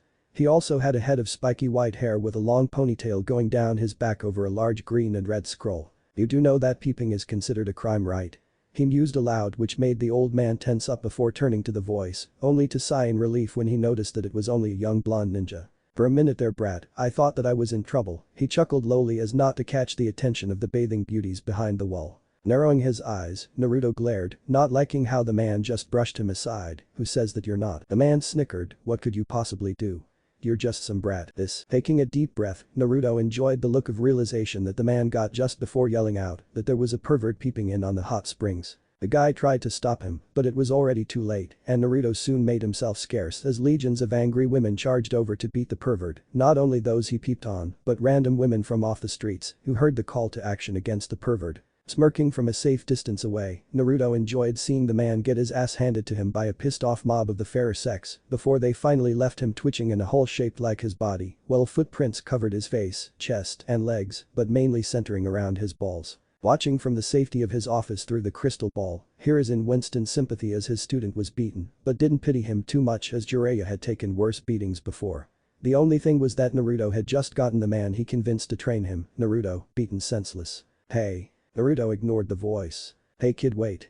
I'm trying to talk to you, hey. After walking away from the scene of the crime, he soon found himself being followed after the white-haired pervert who was slowed down by a bad limp and a pain in his sack. Sighing, Naruto came to a stop in the middle of the street and turned to see the man limping over. What is it, you've been following me for the past 10 minutes. You're Naruto, right? With a raised brow, he nodded. Good, well I'm here to train you, maybe you've heard of me. He called out proudly while starting a little dance, I'm the valiant, honorable and most handsome of men, Jiraiya. Women love me and men want to be me. Hey wait. Where are you going? I'm not finished yet. Having turned around in mid-speech, the older man didn't notice until he turned back around to see that Naruto had once again walked away and was now entering a shinobi supply store. Jiraiya followed as fast as his aching testicles allowed him to and found the teen purchasing explosive notes and kunai, which made him grimace. From what he was told by the Hokage, the teen had a tendency to use explosive notes in devious and cunning ways, mainly to give his thrown kunai an extra killing kick. Seeing that the man had followed, Naruto huffed before turning to glare at him. What the hell do you want, old man? Are you really going to harass me in a place full of sharp things and explosives? Look brat, the Hokage asked me to train you for the exams. Out of the kindness in my heart, I decided to do so, but if this is how you're going to treat me then forget it. Jiraiya didn't show it, but he smirked on the inside while crossing his arms and closing his eyes, expecting the blonde to apologize so that they could start the training, but as a minute passed without a sound, he opened his eyes to see that Naruto was gone. The man behind the counter leaned against the surface with an amused look on his face. "He left a minute ago, Jiraiya-sama," he said, while easily recognizing one of the famous ninja from the village. He went towards the ninja residential distracted by the looks of it. "You lost him?" Hiruzen chuckled while looking at his student with a mirthful grin as he packed his pipe and in a store, standing right in front of him. "Oh, I haven't heard something that funny in a while." Yeah, laugh it up," the Sannin grumbled as he had tried to find the blonde on his own for a few hours, but to his embarrassment, he couldn't. "Just tell me where he lives, so that I can talk to him." The Hokage handed him a small piece of paper. "Here, but do be careful, Naruto as well, with how he was treated. Let's just say that you might just walk into a trap, he's really good at setting them up." Taking his former sensei's advice, Jiraiya decided not to sneak in through a window like he normally would to try and impress the genin, but instead, went to the door. But before he could knock, the sounds of two people procreating reached his highly trained ears, which made him grin stupidly before finding a perch that allowed him to look into the apartment window. The sound of moaning, groaning and screaming was echoing around the room, keeping everyone in the apartment complex who were trying to rest after getting off of work wide awake. But neither of the two gave a damn as they were too busy to even come up with a coherent thought. Grunting from his position above the purple-haired woman, Naruto pounded into her in missionary style while holding her hands at her side while biting down on her collar. "Fuck, you're getting better." Anko groaned out as his teeth broke the flesh and began to bleed, making her shudder and lock her ankles around his waist. Removing his mouth, now dark pink from her blood, Naruto moved to hover over her face and brutally pressed his bloody lips into hers for a savage, loveless kiss. "You like that, don't you?" he asked after pulling away, slowing his humps to take deep powerful thrusts that made her chest bounce. "You love my cock, don't you? Say it." "Pommy, yes." Anko cried, each powerful thrust slamming into her spot. "I love your." The blonde chuckled deeply, releasing her wrists to grab hold of her thighs and forcing her to let go with her legs. But her disappointment didn't last as he pushed her legs up until her knees neared her face. He then took her arms and hooked them underneath her knees with a silent order to stay like that as he repositioned himself and restarted his fucking for another few minutes. Naruto hardened inside Anko and started to up his pace even more, meaning that he was close to coming. Anko felt this and knew that he wouldn't last much longer, but then again so wouldn't she. Anko was fast nearing her own orgasm and it was going to be a big one. "I'm coming," he announced as he pulled out with a grunt, allowing her to stretch out and sit up with her mouth open as he neared while pumping his cock. She hummed as the hot, sticky fluid shot into her mouth and even on her chin, before wiping it off and sucking on her finger. Swallowing the mouthful, she then smiled up at him before removing his hand from himself and placing her lips around the twitching member. After sucking him clean, she removed him from her mouth with a lewd popping noise and asked, "Ready for more, big boy?" Jiraiya lost track of time as he sat on his perch and wrote notes about all that he saw. Stopping to rub his eyes, he caught sight of the notebook in hand and blinked as he saw that he was nearing the last page. "Tommy, how long can he go?" he exclaimed in awe, as this had been a brand new book with only the first 20 pages full, leaving over 100 blank until now. Looking back, his eyes got even wider. "She can do that." Anko had never thought that she'd actually think of thanking Orochimaru for something that he taught her, especially something like the tongue expansion jutsu, but now, as she kneeled at the blonde's feet with her tongue wrapped around his, giving him a hybrid between a blowjob and a handjob with her tongue, she actually thought about telling the traitor thanks before ripping his neck out. Naruto held her head with both hands while groaning at the strange new pleasurable feeling. Letting her do her thing, it took no time before he covered her tongue in another load for her to swallow. "Whoa, that was new," he mused before pulling her to her feet, "but I still want more. Bend over and show me that sexy ass of yours." The Chunin living under Naruto's apartment sighed with a smile as the sounds of fucking stopped.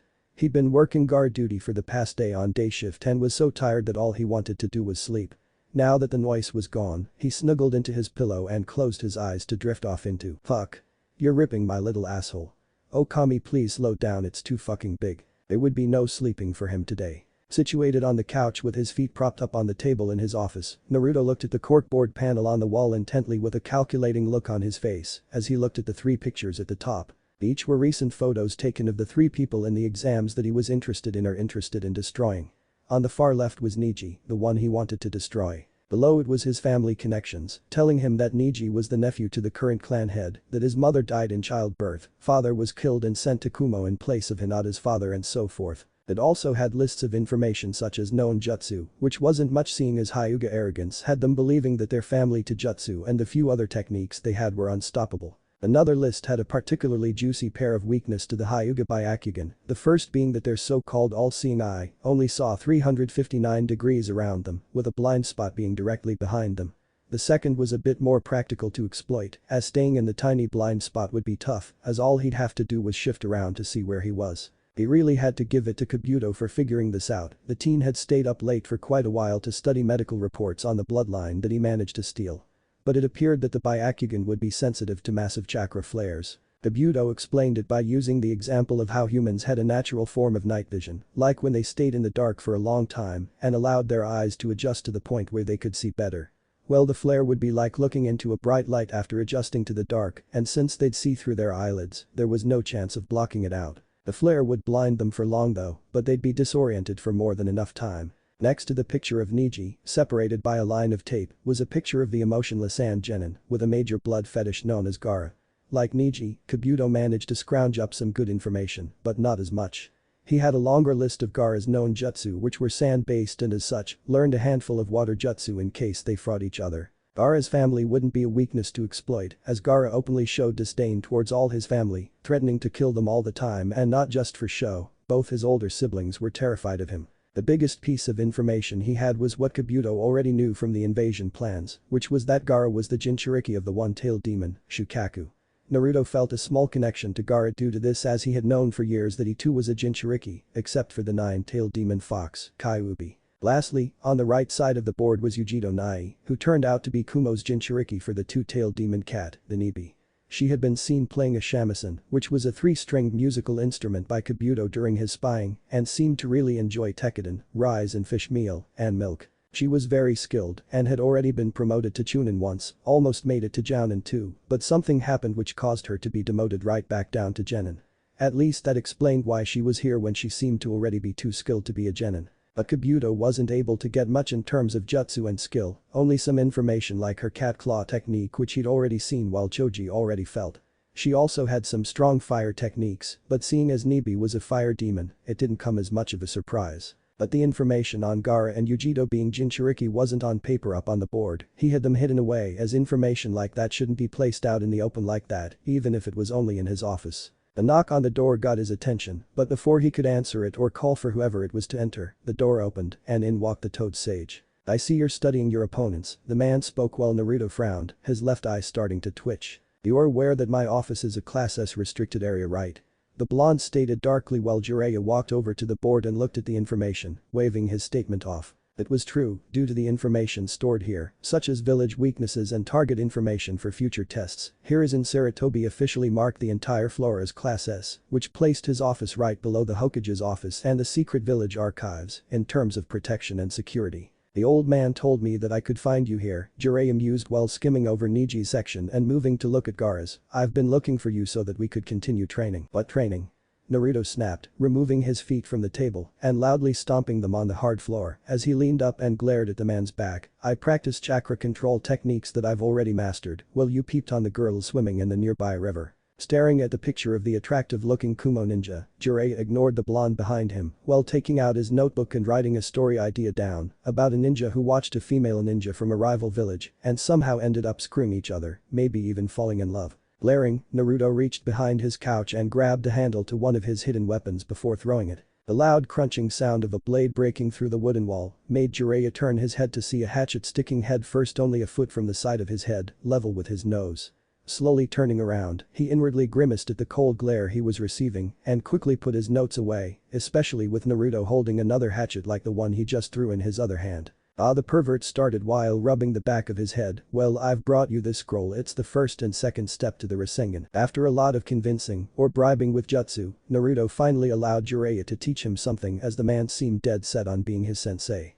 At first Jiraiya tried to get him to sign the contract for summoning toads, but Naruto refused as he failed to see the practical applications of using toads for battle or even spying. After pouting for a few minutes and another round of trying to convince him that toads were good, Jiraiya settled for teaching him the Rasengan, but first said that he needed to practice chakra control.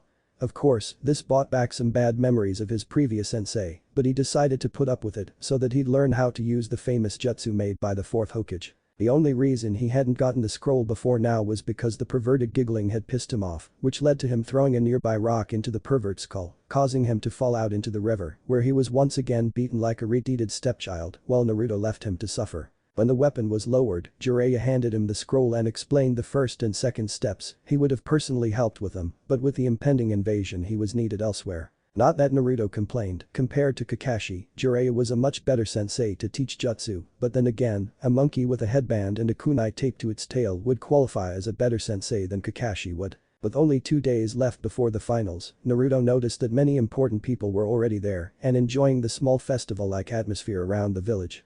Just yesterday, he saw the Fire Lord's carriage and the samurai honor guard from a distance on Main Street, which was lined with cheering people welcoming the Fire Lord and his family. He'd been resting up for the upcoming fights, only doing light workouts, that is, only if Anko didn't show up to his apartment for a strenuous workout. Speaking of which, Anko had started helping him train real training and seemed to be more and more attached than ever. Not that he minded, but he found out that she lived in the same building along with the tower in the Forbidden Forest, and she had all but moved in with him. In fact, he already gave her a key to his door so that she didn't have to break in anymore. I can't wait. Anko mused with a grin as they sat in his living room with the TV on, watching late-night shows. Tomorrow is the day before the finals, and I've already got so much money riding on you. Naruto hummed, good, maybe then you can start buying groceries and pay part of the rent since you've seemed to move in with me. He spoke while leaning back with his arms over the back and his head laid back. The woman pouted, "Aw, but I'm paying my rent right now," she teased. Naruto raised his head to look down at the woman on her knees in front of him while jerking him off. "As I remember, you're the one who likes to fuck every night of the week." She grinned and licked the tip, "Only when you're here, you broke me from enjoying it with anyone else and you should have to take responsibility," she told him. "Whatever you say, Anko." When it came time for the finals, Naruto woke up with only 20 minutes to spare. "Kami damn it, Anko." He cursed while throwing the covers aside and getting up, leaving a nude, stunned, and confused Anko laying bare for the world to see. "I'm fucking going to be late. This is all your fault." She shrugged, "Well, you weren't complaining before." Naruto spared a light glare to the woman who rolled onto her side and watched him get dressed while leaning up on her arm, not caring about her state of undress.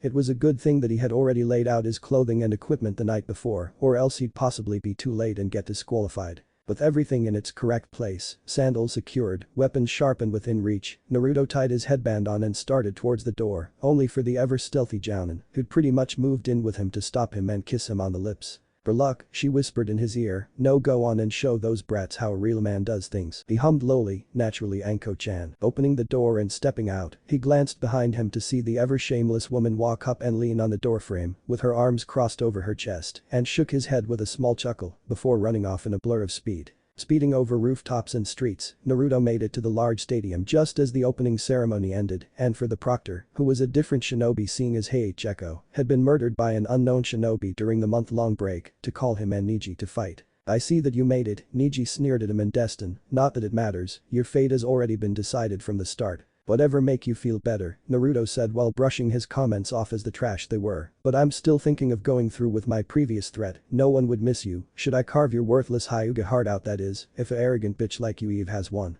The proctor, a man wearing a bandana over his head while chewing a sebum needle, cleared his throat while looking at the blonde. "Seeing as you missed it the first time, kid, the rules are the same as the preliminaries. When I say stop, you stop." Naruto nodded, "Of course." "Genma," the proctor nodded back and stood between them, looking at them both before jumping back and yelling out for them to begin. In a flash, Naruto sent a kunai sailing through the air at Neji, but, having learned from the past, the Hyuga ducked and got away from it, only for it to stick in the stone wall of the arena directly behind him. "You look jumpy for a Hyuga," Naruto taunted, "weren't you the so-called protege and rookie of the year?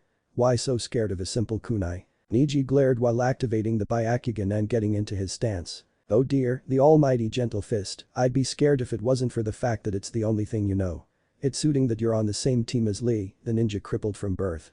Then there's you, the one crippled by stupidity." The glare intensified. "You know nothing." Naruto smirked, "I know more than enough, Hyuga slave," he exclaimed while reaching into his pocket where a single set of brass knuckles were waiting. He only had one right now as not to hinder his jutsu abilities, or if he needed to get something else out of his vest or equipment pouches. "Now, how about you quit wasting time, servant, or are you afraid of dying just like your worthless father?" As a bonus to the audience, seals within the arena would amplify the sounds of fighting or talking between the two contestants, so they heard everything that went on. Sitting in a private section with the Kazekage and the Raikage along with the Fire Lord, Hiruzen hummed lowly, "So that's your strategy, how devious of you, Naruto-kun." That caught the Fire Lord's attention. "What do you mean, Hiruzen dono?" The Fire Lord was in short old man whom was known to be very kind and pleasant to deal with, he was even a very close friend to the third Hokage and was also a fellow fan to the little orange book that the Hokage had hidden in his desk.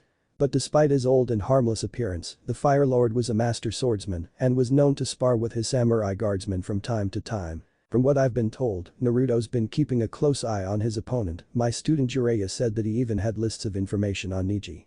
He's using sore subjects to anger Neji, to pull him into a trap. The Fire Lord nodded slowly. Ah yes, anger blinds even the most clear-minded of warriors. The Kazekage spoke up next, but I was under the impression that Uzumaki-kun was the dead last of his year. That made the Hokage smirk and let out a small laugh. Naruto-kun is very good at the true art of the ninja, deception. You'll only see what he wants you to until it's too late. He even managed to trick me for a while. The implication of the young man tricking the god of shinobi wasn't lost on them, causing their interest in the teen to peak to an all-new high. Angered, Neji charged at Naruto with a palm strike aimed to kill, not seeing the dark smirk on Naruto's face, as the Byakugan only saw the outline of his body and the chakra pathways inside. Without warning, as Neji got within 7 feet of the blonde, the Hyuga clinched his eyes and veered off course screaming as he tripped and landed on the ground holding his eyes. Naruto began laughing, so much for your all-powerful eyes huh? Hurts like hell don't it? Neji deactivated his bloodline and stood up, still blinking his eyes in pain as he glared, what did you do? Oh like I'd tell you servant, Naruto deadpanned before dodging a palm strike to the head, then swinging with his left hand, which hit his brass knuckles on. The strike connected with the slightly disoriented teen's side before Naruto took to the air and hit him with a roundhouse kick to the side of the head, sending him to the ground only to recover quickly. One, the blonde continued to taunt, is this really all you got? No wonder you got off on beating up your younger cousin, shut up. In the audience, Guy gasped as Naruto managed to make Neji lose it. You're now within range, gentle fist art. 8 trigrams 64 palms. Neji yelled out in a rage while activating his eyes again. 2. The strikes connected with the blonde's body, making him jerk at the force. 4. 8. The hits made him stumble. 16. 32. Naruto coughed but smirked. 64. The final strike slammed into the blonde's chest, a killing blow, but to Neji's shock, Naruto smirked and grabbed his wrist before whispering, boom. Neji's eyes widened before a deafening boom sent him flying, bouncing along the ground and rolling like a rag doll, before coming to a complete stop face down in the dirt. As the dust and smoke from the explosion cleared, all the audience saw was a burned section of ground and Neji laying motionless on the ground.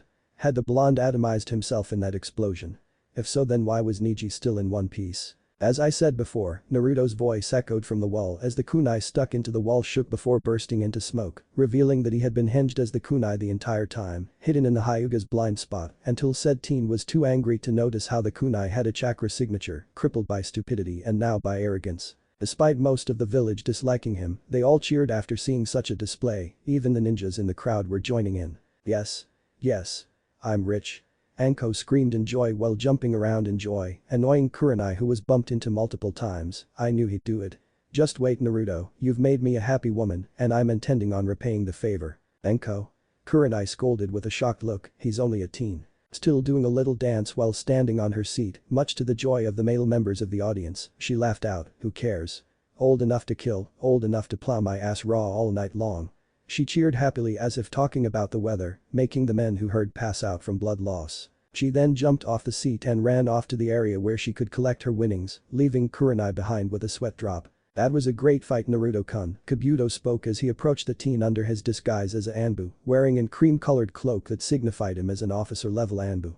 Very clever too. Naruto smirked back at him, as if I'd lose to him, but I'd rather know about the status of the invasion. Does Orochimaru suspect anything? No, he's in place, and Anbu teams are already cleaning up the invasion forces as we speak. That made Naruto chuckle lowly, he'd pay to see the look on Orochimaru's pale snake-like face when he realized that he was basically a one-man invasion force, with only a light amount of backup in the form of the Sound Four, his personal group of bodyguards. But they couldn't be taken out without his notice, so they left them alone for now. Besides, the Hokage already had a plan in place for taking care of Orochimaru who was dressed as the Kazekage. Kabuto sensed someone coming and quickly made himself scarce as an Anbu appeared, Uzumaki-san, Hokage-sama wishes to speak with you. He nodded and so it begins. Hokage Dono, the fake Kazekage spoke as Hiruzen thought about what to do about Sasuke not being here for his match. Surely you could postpone the match, I'd love to see the last Uchiha fight against my youngest. Disgraceful, the Fire Lord exclaimed with a short yet powerful looking Raikage agreeing, if the Uchiha can't bother to show up on time, then he deserves to be disqualified.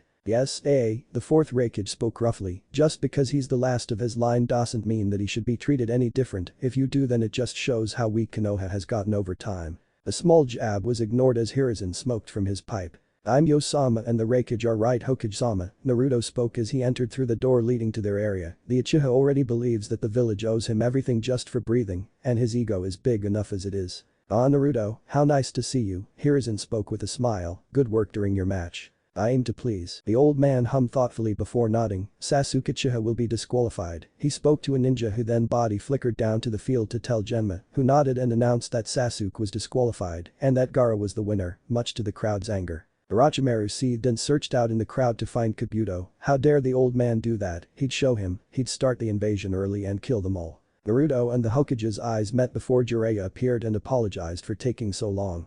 The pervert was going to be Hiruzen's bodyguard, but his appearance meant that the armies had been routed or killed, the surprise attack by Lee Fanbu easily taking care of the unsuspecting army. Behind his mask, Kabuto saw the signal from Orochimaru to start the invasion, but ignored it while touching his chest, feeling a slight burning sensation that vanished moments later. He had a new master now, Orochimaru no longer commanded him. The Kazukiya's blood pressure skyrocketed as Kabuto seemed to not get the signal, especially as the third match ended with Kankuro forfeiting to Shino, before the fourth match started with Shikamaru fighting Temari. A discreet nod from the Hokage set Naruto into motion. Excuse me, Daimyo-sama. He spoke with a respectful bow, ignoring the warning gaze of the two samurai guarding the Fire Lord, who smiled pleasantly to him. Yes, how can I help you Naruto-kun? By the way, that was a wonderful match. Thank you sir, but if I may, could I have a moment of your time to speak with you outside? He asked as respectfully as possible. The daimyo looked at him with a raised eyebrow, whatever could it be about? It's private sir, I mean on disrespect towards the Raikage or Kazekage, but it's a Konoha matter, and Hokage-sama has given me his permission to ask you personally. Looking to his friend, the Fire Lord saw him nod and stood from his chair. Very well, let's talk, he spoke before following the teen away from the cages with the samurai following suit. Once the Fire Lord was out of the room, the Hokage glanced over to Jiraiya and discreetly signaled for him to get ready. Is something wrong Kazekage Dono? He asked politely, you look stressed. It's nothing, he forced himself to say calmly, everything is just fine. I see Hiruzen trailed off before grabbing the collar of his robes, that's surprising to hear, especially when your entire invasion has already been taken care of Orochimaru. I'm Yosama, there's no time to explain, Naruto suddenly told him as they left the room and descended a flight of stairs, I've been told to escort you to safety. What do you mean? The Kazukiya is Orochimaru, he wants to destroy the village, but we've taken care of the invasionary force, but I need to get you to safety now, the Hokage is about to. He was cut off by the sound of a loud bang. Shit, he's already started anyway, he's going to take Orochimaru down now, and I have to get you to safety now, he spoke before reaching a bare hallway. Pushing on a brick, it gave way, causing the wall to give and allowing him to slide it open to reveal a decent-sized tunnel. Your wife and children have already been taken to a safe area, please follow this tunnel, and it'll take you to an Anbu safe house, where you'll meet the team guarding them. As the Fire Lord entered the tunnel he turned and nodded to Naruto, thank you, I won't forget this. I'm just doing my job sir, Naruto spoke before he pulled the wall shut and closed it so that no one could follow after them. But that finished, he now had to complete his next objective, disable the enemy Sand Ninja and Jinchuriki, Gaara Sabaku, before he did anything to endanger the village. Hearing the bang, everyone looked up to the cage's booth to see it covered in smoke and began to wonder what was happening before three figures fell into the arena and began fighting, allowing them to see that it was the Hokage, Jiraiya, and the now unmasked Orochimaru. Gaara watched in the contestant box before hearing his name being called by an unknown voice, making him turn, just as Naruto's brass knuckles sent him flying over the rails and into the arena, with the blonde in hot pursuit. Everything seemed to happen so fast that no one knew what was happening until four ninja managed to raise a purple barrier inside of the arena, cutting off any other outside forces from helping and trapping those inside. I have to hand it to you pervert, Naruto mused as he glanced over to the old and loyal Sannin, as he stood on the Hokage's right side inside the purple barrier made by the four sound ninja, while Jiraiya was on the Hokage's left. I half expected that seal tag to fail. The plan was simple, after Naruto won his match, the Hokage would send for him to come to the stands where he would congratulate the teen. He would then proceed to wait until Jiraiya showed up and then lead the daimyo to the escape passage before heading towards the room where all the contestants were at to handle the Jinchuriki Gaara. But to counteract the sand defense, even if it was only temporary, a special-made sealing tag had been used on him to completely hide his presence, making it so that the sand wouldn't sense him. Too bad the seal was only temporary and would burn out on its own within minutes. It would have been a great tool in any ninja's arsenal. "Well, I am a seal master," the man spoke with a grin before turning serious, "although you were supposed to take him out, not knock him down here." Naruto hummed, "Everyone makes mistakes, but this will work to our advantage, anything that touches the barrier will be incinerated, nothing can get in, and nothing can get out." Orochimaru chuckled, ripping off the already torn cage robes to reveal his white and tan clothing and the purple rope belt around his waist. "Impressive, Naruto-kun, not many genin know about the Four Flames formation." Gaara blinked owlishly as he staggered to his feet, the side of his face screaming in pain. He'd been hit again, and unlike last time, it hurt much worse. Reaching up to touch his now bleeding cheek, which had been gashed open by the sharp corners of the metal knuckles, his eyes widened as he felt the warm wetness that was his own blood. "Bloody," whispered frantically as he stared at the bloody fingers, eyes widening as his pupils dilated. "My blood, I'm bleeding my own blood." Jiraiya retrieved another seal as he saw the Suna ninja begin to lose it. "Looks like I'm going to have to take care of him myself." He spoke as he was the only one who knew how to seal the demon's chakra away. Naruto wasn't too good at them, and Orochimaru would target Hiruzen the most as he wanted nothing more than to kill the old man. The Hokage never took his eyes off of his wayward traitorous student as he was still dressed in his robes. "Jiraiya, handle the sealing," he ordered in his Hokage voice, one that had become awe-inspiring during the last war. "Naruto, let's go, Hokage-sama." The blonde spoke while his brass knuckles were clenched in one hand, while he held a kunai between each finger with his other hand. "It's time to show this snake the true meaning of what it is to have the will of fire." Dripping fabric filled the air as Hiruzen Sarutobi removed his robes and hat to reveal his old ninja outfit, a black bodysuit with Anbu armor over the chest, forearms, legs, and even some samurai-like armor plating over the hips. Even his hat looked like them as it had armored plates covering the sides and back of his head without blocking his vision. "Are you ready for this, Naruto-kun?" Hiruzen asked while staring down the traitorous Anin with dark icy cold eyes as the long cloth that tied his headgear on fluttered behind him. "I've dreamed of this for years, old man, it's an honor to fight by your side." A small smile graced the old man's face. "No, it's an honor to fight by yours." Moments before they start fighting, up in the stands, every civilian that hadn't run, Genin, Chunin, Jounin, and Anbu, watched the fight below them. There was nothing that they could do to help until the barrier went down, so all they could do was watch as the old Hokage and a Genin fought against one of the most notorious missing ninja from Konoha. "What is Hokage-sama thinking?" one man asked as he watched, letting a genin fight with him. A nearby Anbu glanced over. "Hokage-sama knows what he's doing, Uzumaki-sen is better than you think." The seals in the arena still worked so they could hear everything that was being said and going on. "It's an honor to fight by your side," Naruto's voice rang out. They saw him prepare for what would surely be his final fight. Every Chunin and above felt their respect soar for the boy who'd willingly fight alongside the Hokage against someone who'd easily kill him, facing the possibility of death without faltering. "No," the Hokage's voice followed, "it's an honor to fight by yours." It was already a well-known fact to many ninja that both the Hokage and Naruto were close, but hearing those words wasn't just because he was fighting with a blonde, he was fighting alongside of a Konoha shinobi. Those that had fought in the last war felt their blood chill as they remembered the third, giving a speech before one of the biggest battles, motivating them and saying that it was an honor to fight with them. "Is that really Naruto?" Ino whispered alongside Sakura as they heard and saw everything. She knew he changed a lot, but this was too much. Naruto was an idiot. He never spoke like that. It was almost as if he knew this may be his last fight. "Troublesome blonde," Shikamaru muttered as he watched with rapt attention. "Don't die on us, Naruto." Orochimaru substituted himself with a mud clone as the Hokage used the Shadow Shuriken Jutsu to turn what would have been him into a pincushion.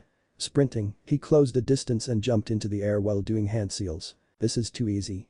He chuckled in the air, striking Shadow Snake. His tongue changed into a large brown snake that launched forward, clamping onto the Hokage's neck. "With weak jutsu like that, there's no way you can beat me, sensei." He smirked around the snake before glaring as the struggling cage turned to mud. Substitution. Feeling 2 chakra signatures, he spun around to see the Hokage doing hand seals while Naruto was waiting. Earth style. Great Mud River. The ground under him turned into a rushing river of mud, sending him sliding a few yards away before catching himself and doing a hand seal. "Is that all you got?" Orochimaru sneered. Far from it, the cage growled while doing more seals. Earth style. Earth Dragon Bomb. The large dragon's head appeared from the still rushing river of mud and began launching rocks like a dragon's breathed fire. The Hokage then nodded to Naruto. "Ready, Naruto?" "Ready." Rearing his head back, Hiruzen did 2 more seals and threw his head forward. Fire Dragon Bomb. Naruto finished a short series of hand seals and aimed a palm towards the fire and earth flying at Orochimaru. Wind style. Great Breakthrough. A sudden gust of wind hit the previous jutsu, turning the fire white hot and speeding both the river and the flying rocks towards the stunned Sannin, who was unable to move due to the mud river around him. They combined the fire, earth, and wind styles. Asuma gasped at the attack while his cigarette dropped to the floor. Well, he was extremely worried about his father right now. He couldn't help but be amazed. The combined attacks exploded on contact, and Orochimaru's screams filled the air before being overcome by the mud which knocked him down and put out the flames, revealing burned earth and nothing else. "You can stop your little act, Orochimaru," the Hokage glared as he looked at the area where the Sannin had once been. "Oh well," the sickening voice came from the ground as said man slithered out of the ground like the snake he was, "but fair's fair, it's foolish to underestimate me." Naruto smirked, "I'd say the same to you." A sudden hissing noise at his feet alerted him to the fact that Naruto had somehow managed to throw a kunai along with the attack, a kunai with an explosive note on it. But instead of a badly torn up body painting the walls of the stadium, mud sprayed all over the ground, making Naruto frown. "He's a slimy fucker, isn't he?" The Hokage nodded. "Did you really think such a simple trick would get me?" Orochimaru spoke while once again appearing out of the ground, although, that was pretty good. The sad thing is, Naruto spat out with only one kunai now in his hand, the other now laying on the ground by his feet, as it was too awkward to use like that. "I did expect you to fall for it, after all, you can't even lead a proper invasion." "That reminds me," Orochimaru spoke, the taunt not bothering him in the least, "how did you find out about it, sensei?" Both of them smirked. Now that would be telling, the old man spoke before Jiraiya appeared, Gaara now out cold with a seal keeping his demon at bay, while a few more kept his chakra sealed while in an induced coma-like state. "Took you long enough," Naruto said without looking at him as he arrived, making the man shrug his shoulders. "Turns out that my seals didn't work when he knew I was there." Orochimaru glared at the three for a moment before smirking, "Now this isn't fair, 3-on-1, how about I even the odds?" The man performed a series of hand seals and slammed his palms onto the ground, causing a large wooden casket to raise from a purple portal on the ground. "First." The snake Sannin chuckled out before another followed. "Second." Realizing what they were, Hiruzen sent a wave of shuriken at them. "We have to stop it," he yelled, causing the other two to do the same. Kunai and shuriken pelted the two wooden caskets before Naruto's kunai exploded, stopping the third casket from rising, but giving him a good view of the symbol on the front. "Fourth."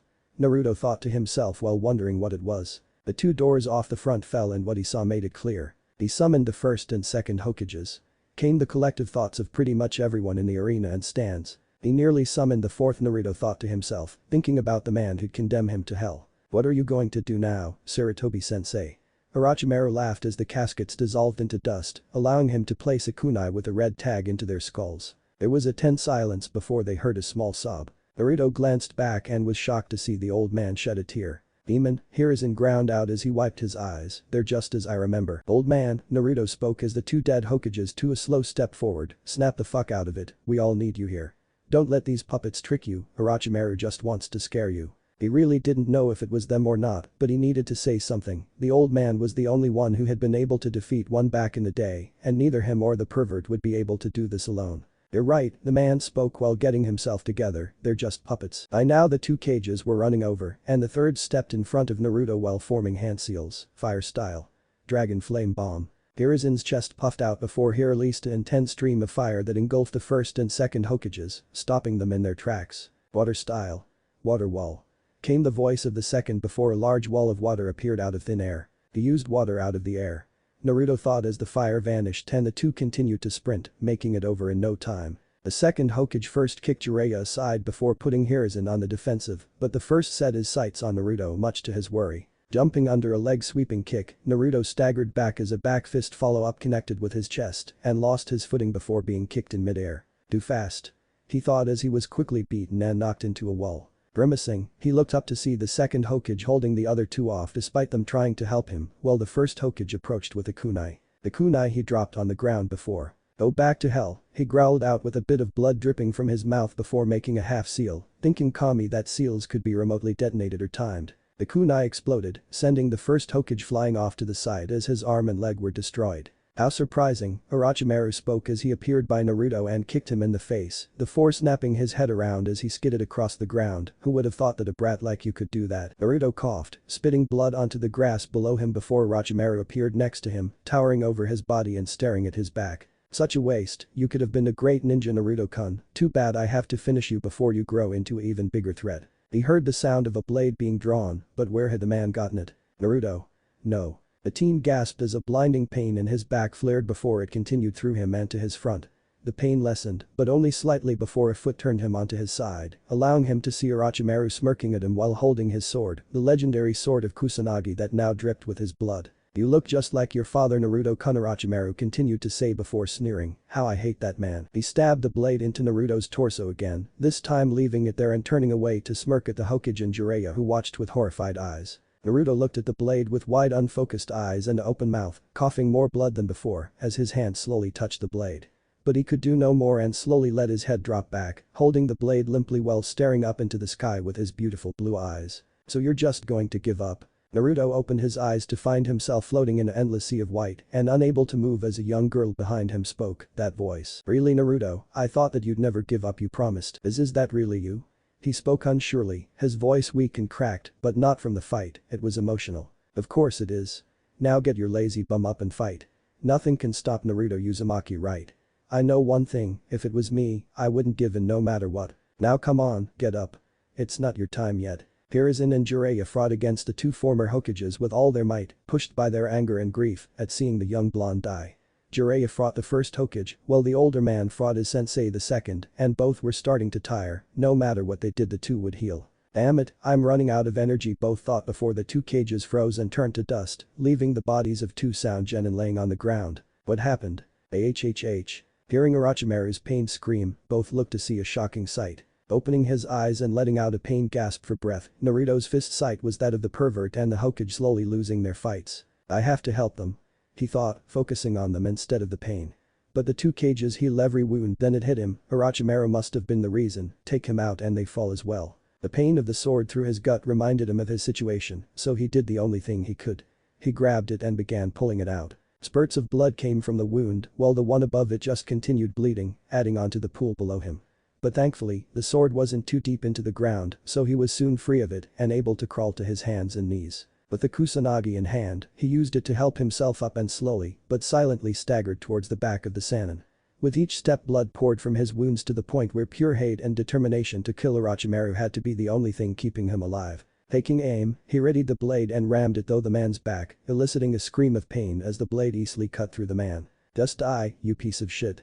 He screamed out, blood coming from his mouth as he used his free arm to wrap around his neck. Orochimaru struggled against the death grip the blonde had around his throat, unable to force him off. "I killed you." The man hissed out while fighting against him. Releasing the handle and using his body to keep the blade in the struggling man's back, Naruto reached into his kunai pouch, grabbed one and swung his arm around the Sannin's side, jamming the explosive blade deep into the man's torso. "Well, if I die, I'm taking you to hell with me." He choked out before the explosive went off. "Back again, Naruto-kun." Ever so slowly, Naruto opened his eyes to once again come face to face with the endless void of white. "You am I?" The little girl giggled from behind him, "Of course not, silly. We're just in limbo. I told you before, didn't I? It's not your time yet, Kami-sama doesn't have a place for you just yet." "Then why are you here?" he questioned softly, closing his eyes as all he saw was white, still unable to move as he seemed to hang in midair. Small, slender arms wrapped around his waist as a head pressed up against his back. "Because I've missed you, silly, Kami-sama, yet me come keep you company while you're here." "I see," he trailed off with a small smile on his face, wishing to be able to move and return the embrace. "Thank you, Emiko, for everything." Her soft giggles sounded like heaven, bad pun or not, well someone had to make you get off your butt and live. She hummed while tightening her hold. The blonde felt a single tear fall down his cheek. "Emiko-chan, please, can I see your face again?" "Sorry Naruto-kun, I couldn't even if I wanted to." "Why?" "You're still suffering from that night, unable to let go of what happened." Naruto cut her off. "I can't just let it go." He shot out hotly, not bothering the girl hugging him from behind. "Not after that, I'll never forgive them." "Naruto-kun, if there's one thing I've learned here, it's that forgiveness isn't for the other person, it's for yourself." "I can't forgive myself either." There was a small sigh. "You always were a hard head, but you still have time to figure it out." "It was nice to talk to you again, Naruto-kun. Please don't come back for a long time, you still got lots to do before you die." A sudden jolt slammed through his body, making his body jerk uncontrollably as the sound of his heart beating filled the air around him. "Bye-bye Naruto-kun." Emiko cheered as he felt self get pulled away from her grasp, pain filling every corner of his body as the white void faded to black. "Emiko? Hokage-sama, are you okay?" A medic ninja asked as multiple medical ninja jumped into the arena to aid them, now that the barrier fell. The four ninja holding it up falling to the ground like puppets without their strings. The old man slapped the offered hand away. "My wounds don't matter, help Naruto." He ordered as if the circle of nearly 10 medics kneeling around the blonde could get any more crowded as they quickly worked to stabilize the teen. Anbu quickly took the body of Orochimaru and vanished, leaving the medics to work while the audience in the stands watched with bated breath. "There's no pulse. one medic yelled out, readying defibrillation jutsu. The medic's hands started glowing as each medic quickly took their hands away from the teen, as the shock would also hit them if they were connected. Clear. The teen's body jumped with the current straight to the chest. Still nothing, again and clear. Another medic checked the heart and nodded, we have a pulse. The blonde's eyes snapped open as he took a breath, spitting blood a few inches up into the air as he looked up into the sky, not even registering the blood that fell back onto him as he whispered out a single name. Amiko, quickly. Another medic yelled out, his uniform different from the others to signify him as a higher rank, stabilize him for transport, we need to get him to surgery now. His lungs are filling with blood. The sword must have punctured one. Amiko, damn it, someone sedate him. Once again, Naruto felt his body go numb before falling into a world of darkness. But the invasion over, with pretty much no collateral damage done to the village itself, Hiruzen mainly had to deal with what to do about Suna betraying them. Upon capturing Temari and Kankuro along with Gaara whom was being held in a seal-induced coma, they learned a little information about why Suna broke the treaty, and he couldn't help but agree with their reasons despite everything. Their treaty stated that they would aid each other, but so far, Suna has been suffering as all the good missions went to Konoha, even the Wind Daimyo was cutting their funding and sending missions to the Hidden Leaf. But to make matters worse, they did nothing about it and allowed Suna to fall apart. Making a child's play for Orochimaru to trick into fighting against Konoha.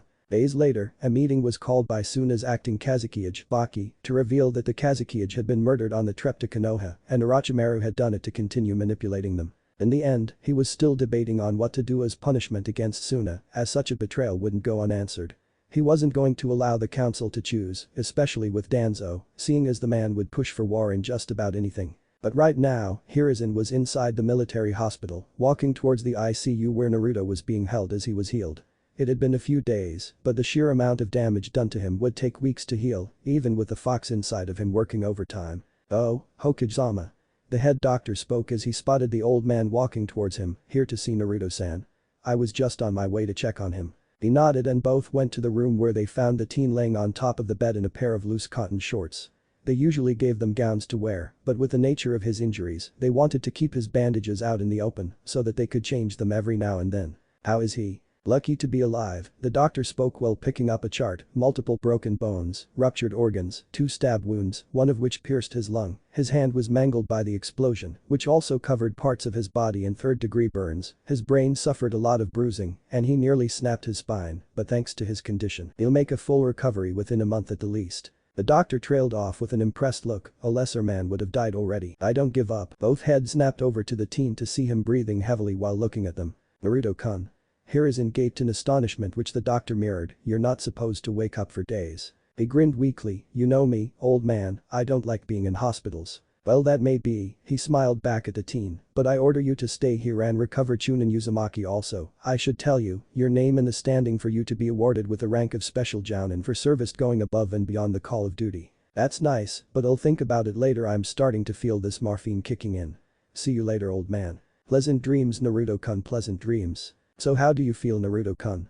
Kabuto asked as he managed to sneak into the hospital room that had been Naruto's home and office for the past week and a half. He then proceeded to undo the bandages covering the blonde's chest and rewrapping them on his request. Naruto's response was a grunt, I'd be a lot better if these idiots knew how to wrap bandages.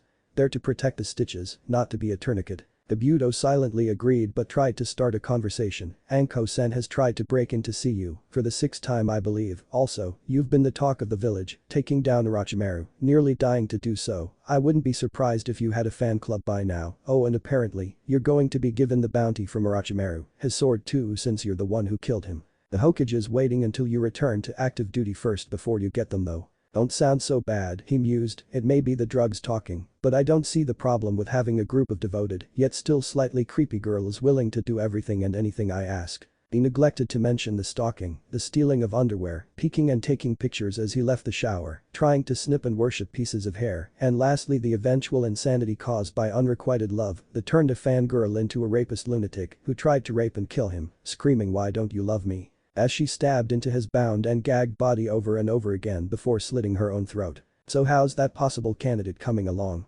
Naruto continued as he laid back, the bandaging now done correctly. Yes well, I've managed to contact her, she's suspicious but interested. She's requested to speak with you but seeing as you're busy, I've gotten her to agree to wait until you're released and back to fighting Form O and her name's Ikumo Kurama. How she managed to sneak past the Anbu guards who already knew that she would try to sneak in, thanks to her previous attempts he'd never know. But after the second week of annoying doctors, bitchy nurses, and horrible food, he welcomed her with open arms. Especially when she helped him escape from the hospital and took him to his or their apartment. Naruto, still wearing his shorts, huffed as he eased himself down on his couch. This was the sorest he'd ever felt in his life. He'd take a stabbing any day, but from what he'd been told, the explosion was what hurt him the most and was the primary source of his aches and pains. "Oh, Naruto-kun." Anko sang as she came in with a steaming bowl of what smelled like ramen. "Your personal nurse is here to feed you." Slowly turning his head, a tent formed rather quickly in his pants at the sight of Anko wearing a short white dress with a red cross on the breast pocket as well as the back. From his position, he could tell that she wore no panties and that if she bent over, her entire rear would be shown to the world. As she got closer, his lowered position on the couch allowed him to see her freshly shaven mound. She smirked and sat next to him on the edge of the couch. Now, Anko mused while placing the bowl down on a coffee table and rubbing the tent of his shorts slowly. "You have to eat lunch before we move on to dessert." If it was anything other than ramen, one of the only things he loved as he played a fool and still did love to this day, he'd have to disagree. So he allowed her to spoon feed him, enjoying the feel as she'd lick any of the broth that spilled onto him off. "Thank you Naruto-kun," she said to him suddenly as he finished eating. For killing Orochimaru she launched into a story about how her life had been hell due to Orochimaru being her sensei, how people distrusted her because of it and hated her.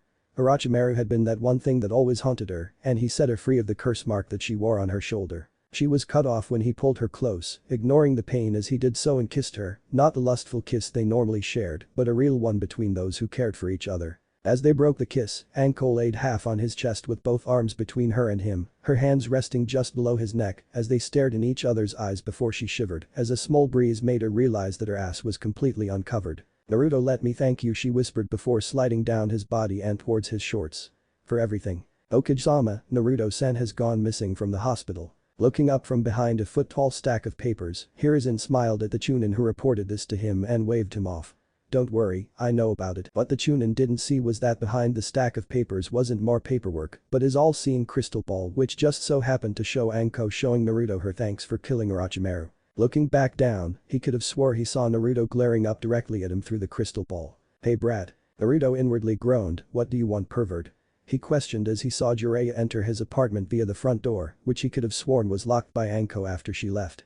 Today made it exactly 1 month since he was put on medical leave after what happened in the Chunin exams. "You look relaxed, must be all that rest you've been getting." He saw the strange look Jiraiya had but pushed it aside, surely the man didn't know about his relations with Anko. "You still didn't answer my question, what do you want and why did you break into my apartment?" The white-haired Sannin smirked, "Because I could, no door can stop the great Toad Sage.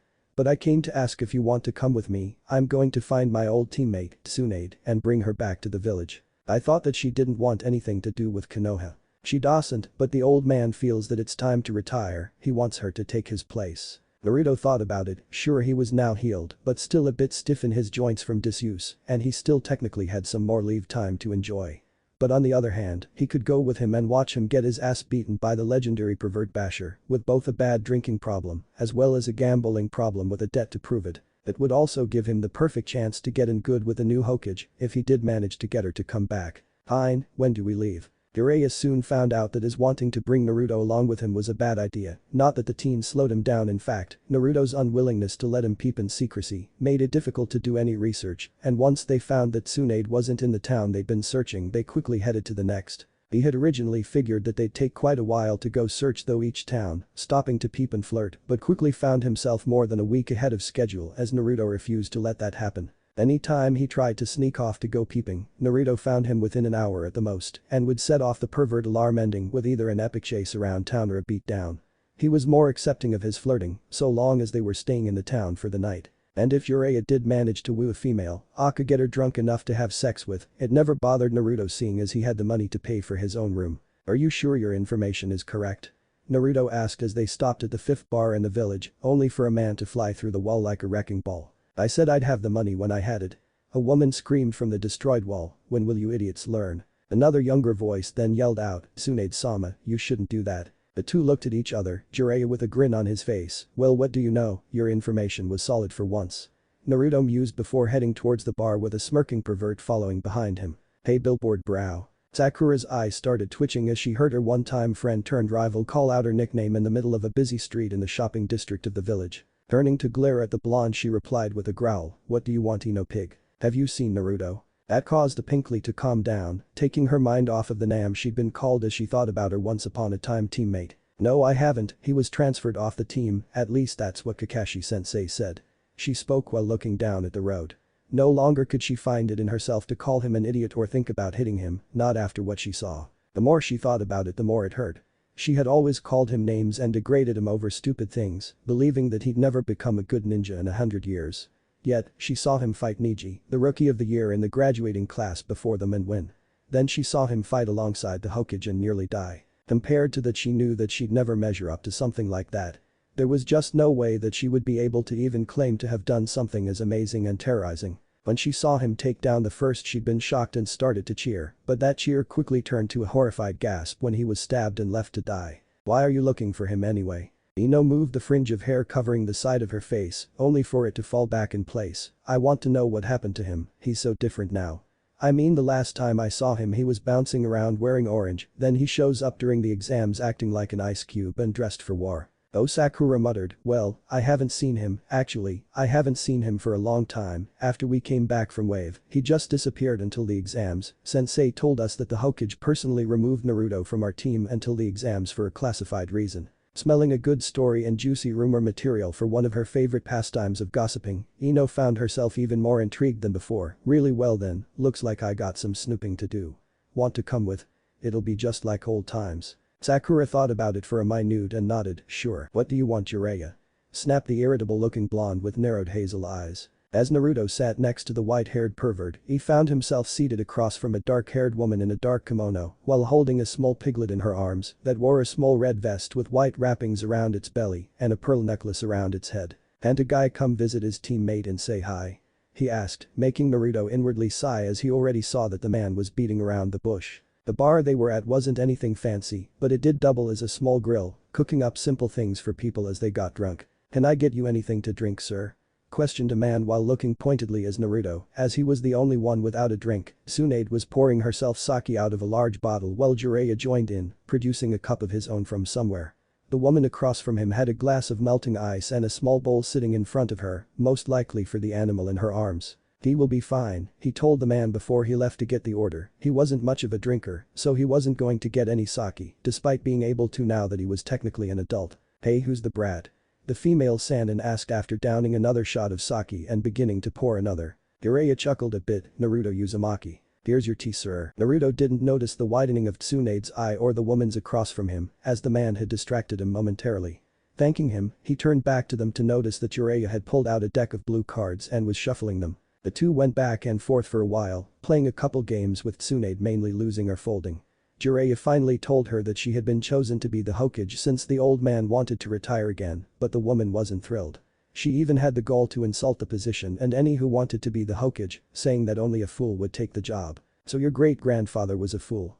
Naruto questioned with a low voice as he looked coolly at the woman. "Your great-uncle was the Hokage too, so was he a fool too?" Her grip tightened on the cards. "Jiraiya told me about you while we were looking for you. He said that your brother died dreaming of being chosen to be the Hokage. Was he a fool too?" "Shut up, you don't know anything," the woman hissed out with a glare. Naruto hummed, finishing off the tea and setting it down on the wooden table. "I know enough, and the only thing that old man Hokage was foolish about was believing that a dried-up old prune with a drinking problem and has every debt collector from every end of Fire Country on her tail could be a good Hokage." He frowned before standing up. "I have better things to waste my time on besides this failed mission. I'll be training on finishing the Rasengan if you need me, pervert." The woman turned her sharp gaze to her former teammate. "You taught him the Rasengan?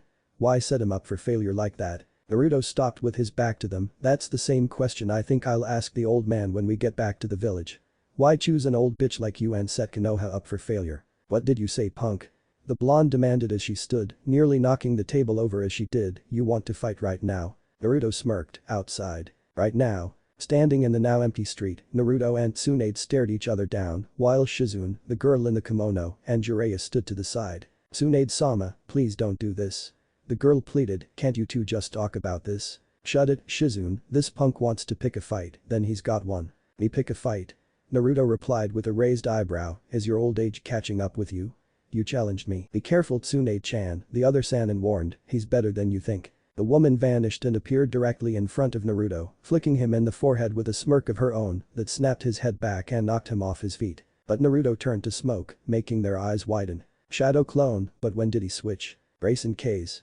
Announced the teen as he burst through the smoke with a glowing blue ball in his hand, thrust out towards her chest. Tsunade caught it and pulled his arm past her, pulling his whole body along as well and into her knee, causing him to lose control of the attack in his hand. But instead of bursting into nothing but strong breezes of wind in every direction, it all burst forward and carved a large oval-shaped spiral into the ground, which made the two Sannins gape in astonishment. Naruto fell to his knee gasping for breath while the woman just stood there, taking advantage. He quickly palmed a kunai and stabbed downwards, only to be punted like a ball as the blade stabbed into the ground, just barely missing her foot. Just give up punk, you can't beat me.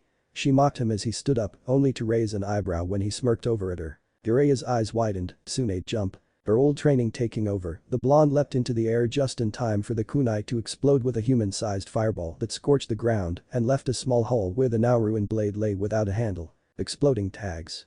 She mused as she landed perfectly well out of the blast radius, which was impressive as she was wearing some heels. Exploding tags were one of the more expensive tools used by ninja, aside from custom swords and armor that older ninja had made. Exploding tags were probably the most costly basic item available. Naruto, that's enough. Jiraiya yelled while getting between them, seeing that the teen had another kunai in hand. We can't have you throwing those damn things all over town, someone might get hurt. That made Tsunade's eyebrow raise, that brat used explosive tags regularly. That had to be pretty expensive, and with what she knew about him being treated unfairly due to his condition, it really made her question how it was possible. Spinning the kunai by the ring, Naruto hummed and slid it back into the equipment pouch on his thigh. You're right, besides I already won. What? The woman asked, what makes you think that? The teenage blonde looked at her, if the pervert here didn't say anything, my bomb would have taken you down. I'm tougher than I look, she shot back, making Naruto smirk. You're older than you look too, why you little? In a flash, Shizune was in front of the woman holding her back, while the piglet Taunton had Tsunade's pants leg in her mouth, trying to help the dark-haired woman. Tsunade-sama, no please calm down. So this is where Naruto lived. Sakura spoke while standing on the dirt road outside of an old apartment building in the poorest slums of the village. Part of which was still damaged due to what happened a while back. Ino nodded, that's what I heard, come on let's go check it out. They jumped to the top floor where a decent-sized chunk was taken out of the wall while the door was blown to hell. The wood still there was blackened and charred, having been on fire at one point, and shards of broken wall still littered the floor. Damn, I wonder what happened here, Ino muttered as they walked in, it was his apartment, there's no way he'd still be living here. The couch laid on the far wall, overturned and torn up with the fabric molding from water damage due to the roof leaking. Come on, let's look around. Sakura said before going in opposite directions. Ino heading towards the only other room while Sakura headed towards the kitchen part of living room. There was a small two-door cabinet on the wall above a counter made of rotting wood, a stove that was older than her sat next to it, while an even older fridge sat on the other side. How could anyone live like this? Sakura asked herself, not knowing what she'd do since she lived a pampered life at her parents' large house, as she checked the cabinets and drawers in the counter, only to find them empty. Opening the fridge proved to be the worst mistake she had ever made, the smell of mold and sour milk, filling her nose and making her gag as she slammed it. The smell was so bad that she could feel it hit her like a wave. Ino walked into the next room to find a bare bedroom with a dirty old mattress, leaning against the wall with a small wooden box sitting next to it. The closet door was open and empty, so she went to the door leading to the bathroom and looked around. It was dark, so when she flipped on the lights, causing the single light bulb hanging above her to flicker on and off like a horror movie, she jumped back at the sight of roaches scurrying out of sight and shuddered. No offense to Shino and his clan, but bugs were creepy, crawly and gross. Refusing to go any further in, she just looked at what she could see and saw what appeared to be blood dried on the broken mirror over the sink in the shape of a handprint. Smaller spots were dried to the outside rim of the sink and were dark from age. How long has it been there, and why was it there for that matter? Naruto didn't know what changed Tsunade's mind about returning to become the 5th Hokage. At first he suspected that Jiraiya bribed her, but when a debt collector found her, Tsunade sent him running under the threat of bodily harm, officially killing that thought. But now he found himself laying on a futon in a small inn that they decided to stay in for the night. Jiraiya and Tsunade went out to drink, leaving the other three behind at the inn to do whatever, and since neither really knew each other, him and Shizune just went their separate ways. Hey Jiraiya, tell me about the kid. Tsunade spoke as they sat at the bar next to each other with their own bottles in front of them. The teen had been on her mind lately for some reason, and she found herself wanting to know more. After all, if she was going to be the Hokage, then she'd need to know her ninja right. The pervert hummed into his cup, "Not much that I can say right now," he told her, which really caught her interest. "Everything except his standard file is classified now with S-rank clearance. Only the Hokage can read them, and he's planning on telling you personally, so I'm honor bound to take what I know to the grave." "Really?" she mused, trailing off. Well, he couldn't tell her exactly what was there. What he did say was his way of going around the rules for her. S-rank clearance could only mean a few things. Either the teen's information was a dirty little secret of the village that their sensei didn't want anyone to know, which wasn't possible with the situation, or the information was classified for security reasons. Like how Anbu were required to hide their identities from the public. And if it was restricted to Hokage's eyes only, then it meant that it was a very important secret, as even Anbu commanders and certain other trustworthy people could get access if they had to. A Hokage-only file was kept hidden away from the other files, and only the Hokage could know where. "Yep, so what can you tell me?" The man shrugged. "He's a Chunin, loves explosives, hates his former team." "He hates his team?"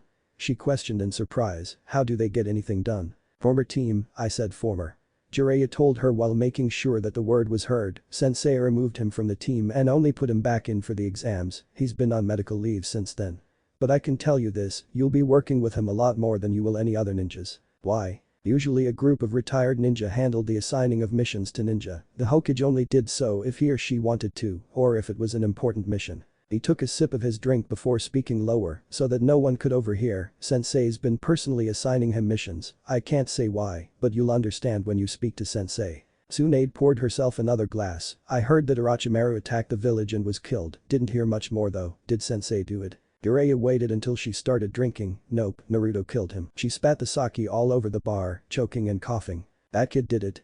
she said in shock as she wiped her face clean of the sake. "How in the hell did he pull that off?" "Well," Shikamaru looked up to where Ino was standing and sighed, muttering it troublesome under his breath. "I don't know where Naruto is. I haven't seen him since the finals," he told them as they interrupted his cloud-gazing time, asking if he knew where Naruto was, even though he would like to know some things about said blonde. Toji looked thoughtful. "I didn't see him, but I've heard a rumor," he said next to his friend and teammate while holding a bag of chips. "That scary lady from the second exam might know where he is. I heard that they've been hanging out together." That caused Ino and Sakura to share a glance. They were scared of her enough just from that one day and didn't like the idea of approaching her to ask if she's been hanging out with Naruto.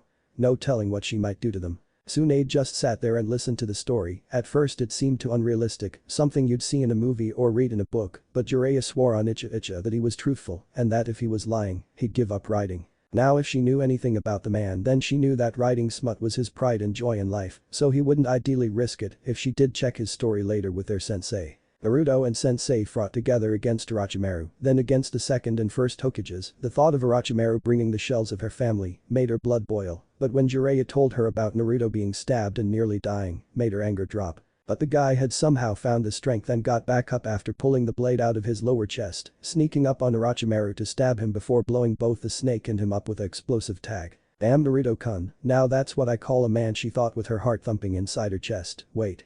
She then said inwardly with a hint of shock, "Did I really just think that?" The sounds of cheering filled the air around Konoha as every off-duty ninja and civilians crowded the streets and rooftops around the Hokage Tower, looking at the lower balcony that overlooked the main square outside of the tower. Hiruzen smiled at his female student and successor as he backed away, having once again went though the honor of passing the torch to another. It wasn't a complex ceremony. He gave a small speech to the village, introduced Tsunade as the new Hokage, and presented her with the hat before running her through the Hokage's traditional oath. Tsunade just stood at the edge of the balcony with her hands on the rails, just taking in the cheers that everyone gave her. So this is what her great-grandfather, his brother, Sarutobi-sensei, and Minato felt when they were inaugurated. Looking around with a small smile, she caught sight of a blonde in the distance and spotted Naruto sitting on the ledge of a two-story building clapping slowly as he watched the whole thing. Despite their rough meeting, they cooled off and started getting along better during the trip back to the village, even apologizing to each other for the insults. "Congratulations Tsunade-hime," Jiraiya said as he stood a little ways away with a smile on his face, a true smile, and not a perverted one, "and welcome home." Aside from those two, the village elders Mitsukato Himura and Udatain Kaheru were also there, along with a few Anbu honor guards.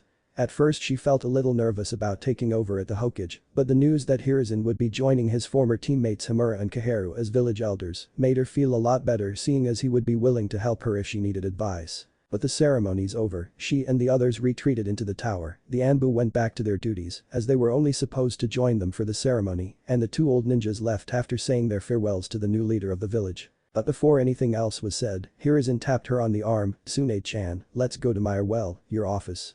He started while getting a small chuckle from his slip-up, "I still have some things to tell you about becoming the Hokage." Upon arriving to her new office, she looked around and studied the familiar room.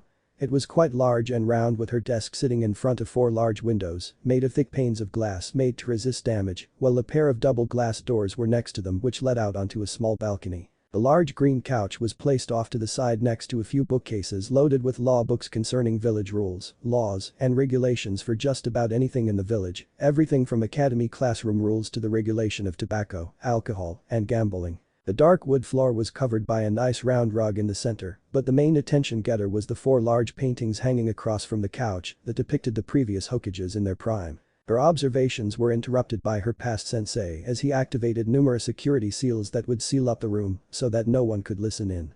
He then opened up a hidden safe behind the bookcase, which could be moved like a door after the correct triggers and seals were deactivated. "You'll need to reset the seal," he mused as he gathered a small stack of files in his arms. "As the Hokage, this is your safe to use, only you will be able to open it, or else the contents will be destroyed by traps." She sat down as he handed her the files and explained some things to her. The Uchiha massacre was one thing, for example, telling her how the Uchiha clan planned a rebellion to take over the village, only for him to send Itachi to kill them all, leaving only Sasuke alive. Numerous secrets were told to her that day before they got to the newest addition to the Hokage's files, the one that she was most interested in. Naruto Uzumaki's file, not only that, but said file was attached to another labeled Red Cell via paperclip. "Red Cell?" she asked before flipping it open. "What's this?" Her question made Hiruzen chuckle. Red Cell is the codename for the village's newest covert division, the KDSCD or Konoha Defense and Security Coordination Division, commanded by Naruto himself under my now your direct authority. He's the commander to his own division. "Well, it's only a 2-man group right now," he mused before shrugging, "but he's allowed to recruit others if he finds a suitable candidate and you approve. Anyway, Red Cell's purpose is to stage covert attacks on village targets to test security and find weaknesses. As the Hokage, it's now your job to assign him and his soon-to-be unit a target." So far he's staged nothing but successful assaults on an Anbu barracks, the council chambers, and even on the Hokage manor. He managed to sneak in all those places?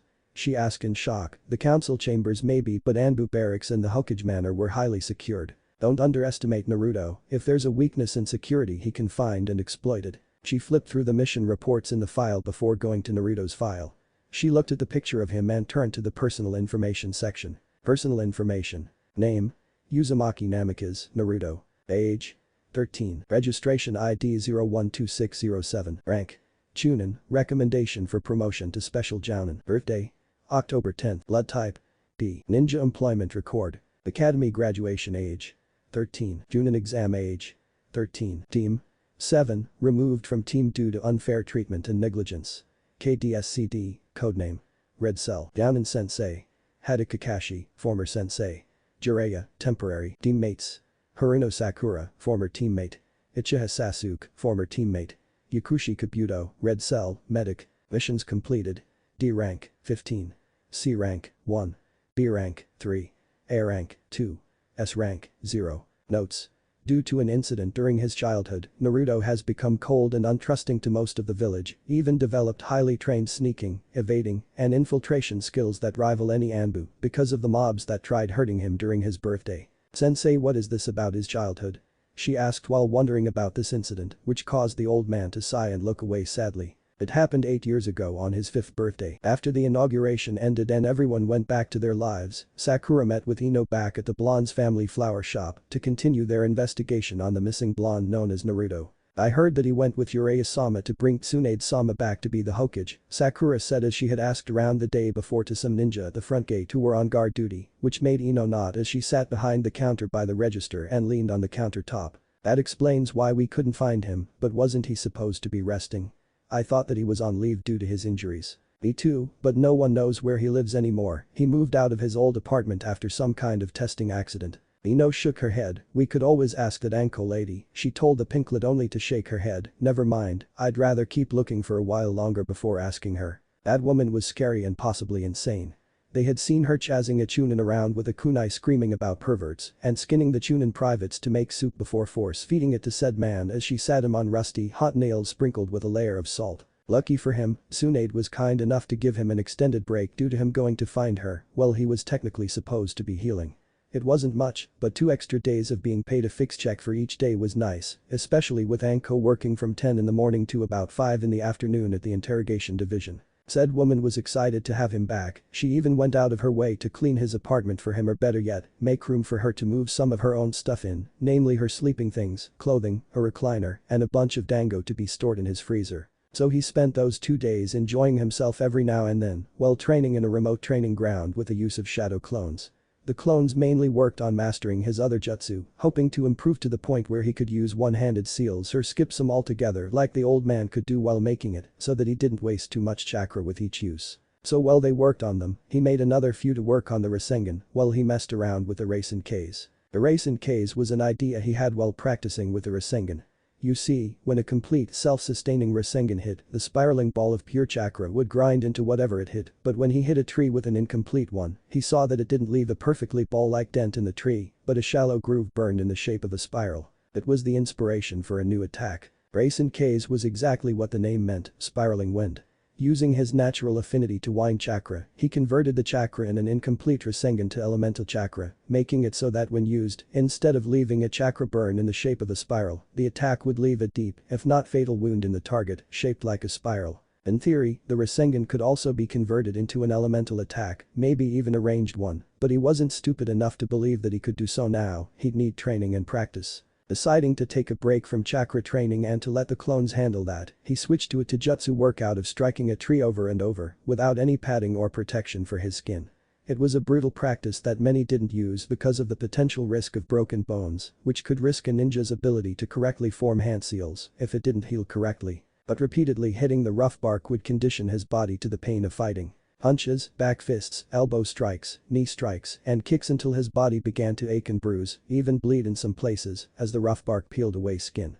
He wasn't wearing full equipment while he trained, he still had his usual pants and sandals along with the equipment pouch, but he left his vest at home, leaving him in a tank top that hugged his torso. Taking a breather, allowing the demon fox to continue healing him as it normally did, he soon got a visit from an Anbu. "Naruto-san, Lady Hokage needs you in her office ASAP." The Anbu didn't even bother sticking around and vanished with a body flicker. Smirking, Naruto made a single hand seal and vanished in a puff of smoke much like the Anbu and quickly made his way to the Hokage's tower. The body flicker jutsu was usually seen being used by Chunin and up, leading to a common misconception that it was a high-rank jutsu when in fact it was only a D-rank technique with only a single seal. People also believed that it was a sort of teleportation jutsu because the user just seemed to vanish, but it was really just allowing the user to travel distances at nearly untraceable speed. Landing on the roof of the tower, Naruto hopped off and onto a balcony outside Tsunade's office and tapped on the large window next to a pair of glass double doors that had been reinforced by seals. Tsunade turned and saw him before standing to open the door, which was unpickable since there was no lock on the outside, not even a handle. "Why didn't you use the front door?" she questioned while heading back to her desk, leaving him to shut the doors which locked on their own. He shrugged, "Habit, I don't like dealing with that secretary, so I started doing this." She nodded slowly after taking office. She met the woman and fired her, not liking how she acted at all. "Well, stop it, Shizune has replaced her as my assistant." Naruto hummed, "Not even a week in office and you're already improving things," he mused before getting to the point. "Anyway, you needed me." She nodded, "Tomorrow you're back on duty," she told him while picking up a pair of scrolls. "I wanted to give you these personally." The teen walked up and took them, looking at them curiously. "What's in them?" "The first has your Chunin vest, Orochimaru's sword, and the bounty on him. Since you killed him both me and Sensei thought that you deserved them." Tsunade said while thinking to herself, "He's got nice abs for someone his age weight." "No, bad mind, bad. He's only 13 and a ninja, so he's technically, no stop thinking that." Shaking those thoughts out of her mind, Tsunade pointed out the next scroll, "The other contains your next assignment. So the old man told you everything about Red Cell." She nodded, "Yeah, surprising too. To think a 13-year-old would already had his own division." Naruto smirked, "I've always been good at sneaking into places to prank people, why not put that skill to good use?" He told her before remembering something, "Oh and, I found someone I want to recruit into my unit." Raising an eyebrow, she motioned for him to continue. "Her name is Yakumo Kurama," he said, not getting a reaction from the woman, as the third Hokage had been the one to handle all that while Tsunade had been out of the village. "She's the heiress to the Kurama clan and the only surviving member of the main branch. Is she a ninja?" The Hokage asked as she could get the file on said girl and review it. Naruto shook his head, but before he could continue she started. "A civilian? You want to recruit a civilian?" she demanded, thinking that the boy had lost it and didn't know what he was doing, much to her disappointment. "Before you continue, let me explain. Yakumo Kurama is a civilian, but she does have Jinjutsu training. She's inherited her clan's bloodline entirely. Her Jinjutsu is so powerful that they can trick the body into copying what happens." Thinking about what he said, Tsunade realized the potential. Kami, she could kill someone with a Jinjutsu. Naruto nodded, yes, but because of a personality disorder, her bloodline has been sealed off. "I believe that we could help her control or destroy it altogether. Then I could pair her up with Kabuto, my medic, and he could protect her and help with her condition. Besides the personality disorder, what else is wrong with her? Her body is very weak and she can't fight on her own, but her Jinjutsu is more than enough to make up for that, and with the rest of the future team she'll be more than safe." Tsunade was silent, trying to decide if she should allow it or not. "Do you honestly think that you'll be able to help her with the disorder?" He nodded. "Fine, I'll trust you on this, just don't make me regret it." He nodded and she wrote down that he had permission to go there and get the girl on a scroll before signing it.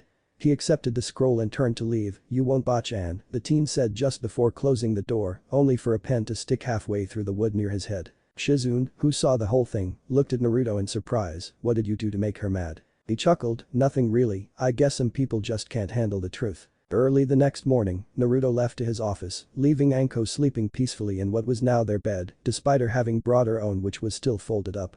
Futen. "Good morning Naruto-kun, it's nice to see that you've made a full recovery and congratulations on your promotion." He nodded, "Thanks, but did you get what I asked for?" Kabuto smirked, holding up a bottle of pills. "These will take care of Yakumo's split personality. I take it that the Hokage approved." "Yes, but either way I would have recruited the girl, now let's go meet her." The pair quickly made it to the mountain where the future Jinjutsu specialist of Red Cell lived in her family manor and began the trip up the path towards it, only to be stopped by Anbu.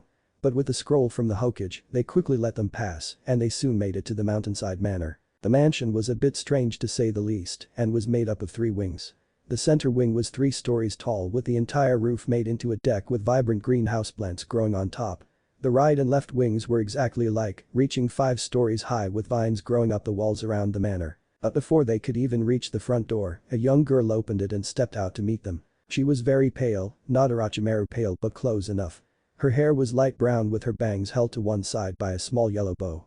She wore a light purple kimono with a light red fishnet shirt underneath and stared at them with unfeeling brown eyes and a small frown. "Yakumo Kurama," Naruto started as the two stopped a couple feet away from the steps leading up to the porch. "I'm Naruto Uzumaki, have you decided yet? Can you really help me?" Looking to Kabuto, he nodded. Stepping forward, Kabuto took out the bottle of pills he had before. "Yakumo-chan, these have been designed just for you to help you take care of your problem. I personally made them, but I have to warn you, there may be some side effects until you get it in your system." After listening to him tell her about some possible side effects, the girl took one. Normally she wouldn't do something as risky as take an experimental drug, but her desperation to get rid of her second personality, the Ido, drove her to it. Besides, what could compare to being controlled by another personality? Nightmares. Please, dealing with the Ido was a nightmare all on its own. Cramps. Headaches. Anxiety. Already a side effect with the damned Ido in her head. Luckily for them, the third Hokage had the Ido sealed away, but to do so meant that her Jinjutsu was sealed too. "Now," Naruto began after a moment, "we can't leave you alone while you're on these pills, so until they're in your system and you're able to control or destroy the Ido, you'll be moving in with Kabuto at his home." Kabuto nodded, "Yes, wait what?" He yelped while spinning to look at the blonde. "Yes I already have a roommate and besides, you're a medic and can help her if anything happens. But I only have 1 bedroom." Naruto shrugged, "Looks like you'll be sleeping on the couch for a while." Over the next week, Kabuto found himself walking on eggshells around his own apartment. Yakumo was a nice girl, a little cold due to her living alone for so long, but she always picked up after herself and even straightened out his own stuff without expecting anything back. But the medication gave her migraines and a easily triggered rage. When he accidentally knocked a glass off the table while bringing his sheets and pillows out to his couch, the loud shattering sound set off the bomb that was Yakumo.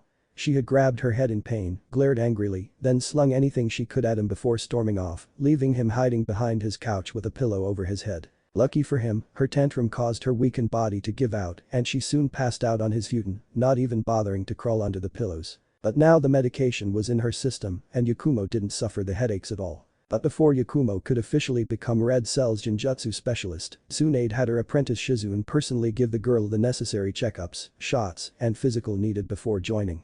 After that, Ino's father, Inoichi Yamanaka, checked her mind to confirm that Yakumo's disorder was indeed taken care of. During this, Naruto handled the assignment given to him by Tsunade, but unlike before, where he staged attacks, he just reported on the weaknesses. After all, he'd snuck onto the target hundreds of times before, so he already knew all about the Hokage Tower's many security faults. Yakumo could barely contain herself as she followed Kabuto through the Hokage's tower, down a dimly lit flight of stairs that went down for a ways before stopping at a hall with only a few doors, one of which was marked with a metal plate bearing their emblem. Kabuto knocked and opened the door after hearing their commander call them in. Naruto looked at them while rolling a scroll back up as he sat behind his desk. "Hold on, I'll be with you two in a minute." Kabuto stepped in with Yakumo following, stepping out of the way and letting the girl look around the room for a second before sitting on the couch, a little tired from the walk. Finishing with the scroll, Naruto set it down before standing up and walking over to the resting girl, while Kabuto leaned against the wall next to the door. "Yakumo, you've been approved for duty and are now a part of the Konoha Defense and Security Coordination Division, codenamed Red Cell." Hearing this made her heart soar. Ever since she was a little girl, it had been her dream to be a ninja. But due to her weak body, she was unable to use Taijutsu or ninjutsu. Hearing about a boy who could only use Taijutsu, she hoped to become a purely Genjutsu-oriented ninja and pleaded with her father to help her reach that dream. Of course, her father went to the Hokage and pleaded for him to help and they came up with a plan. They hired a Genjutsu specialist in the village to tutor Yakumo, but after a while, said tutor began to feel that she would be unable to be a good ninja. The tutor eventually refused to train her and told her to find a new path in life. Then the Ido manifested. Using this, the tutor had the Hokage seal her bloodline and chakra along with the Ido to prevent any accidents caused by the Ido using the power itself. Naruto picked up a different scroll and unrolled it, showing a storage seal which he unsealed to reveal a forehead protector. "The Hokage would normally give this to you, since you didn't go to the academy, but since we are a secret unit, I get to be the one to hand you this." As he handed it to her, Yakumo could feel her heart racing, thumping inside her chest as her dreams came true. "So by the Hokage's orders, you're be granted the rank of genin, and from now on, you only take orders from the Hokage or me." Closing the scroll, he handed it to her. "This contains your equipment, but don't wear the Red Cell vest in public, there should be some money there to buy the rest of your things before we start your training." She took the scroll and gave him a big smile. "Thank you so much, Naruto-sama." He gave her the means to live her dream and make it a reality, giving her a chance to do what she's always wanted. He was a saint, her own personal hero in a world of monsters. He smiled at her. "You're welcome, Yakumo, but before your training, we need to remove that seal on your powers. We'll be replacing it with a different one to help you control it, since you've had it sealed for so long, so follow us, we have a room ready to replace the seal." "You mean right now?" He nodded. "Yes, but I'm going to need you to take a sleeping pill, it'll take a while, and even the slightest twitch can mess it up." She agreed without hesitation, and they went into a sealing chamber down the hall, made for this exact purpose of placing seals in a controlled environment without any foreign chakra or outside forces messing with the seal. Once she was asleep, the two unsealed her bloodline, then went to work on placing another. It was actually two seals. The first did as he said, but the other was a little insurance against betrayal, one that was placed right above her heart. Kabuto felt a small twitch and rubbed his chest as he saw the seal. He was all too familiar with it himself. "It's done, take her to your apartment and let her rest." "Of course, but what will you do, Naruto-kun?" "I have some personal business to handle."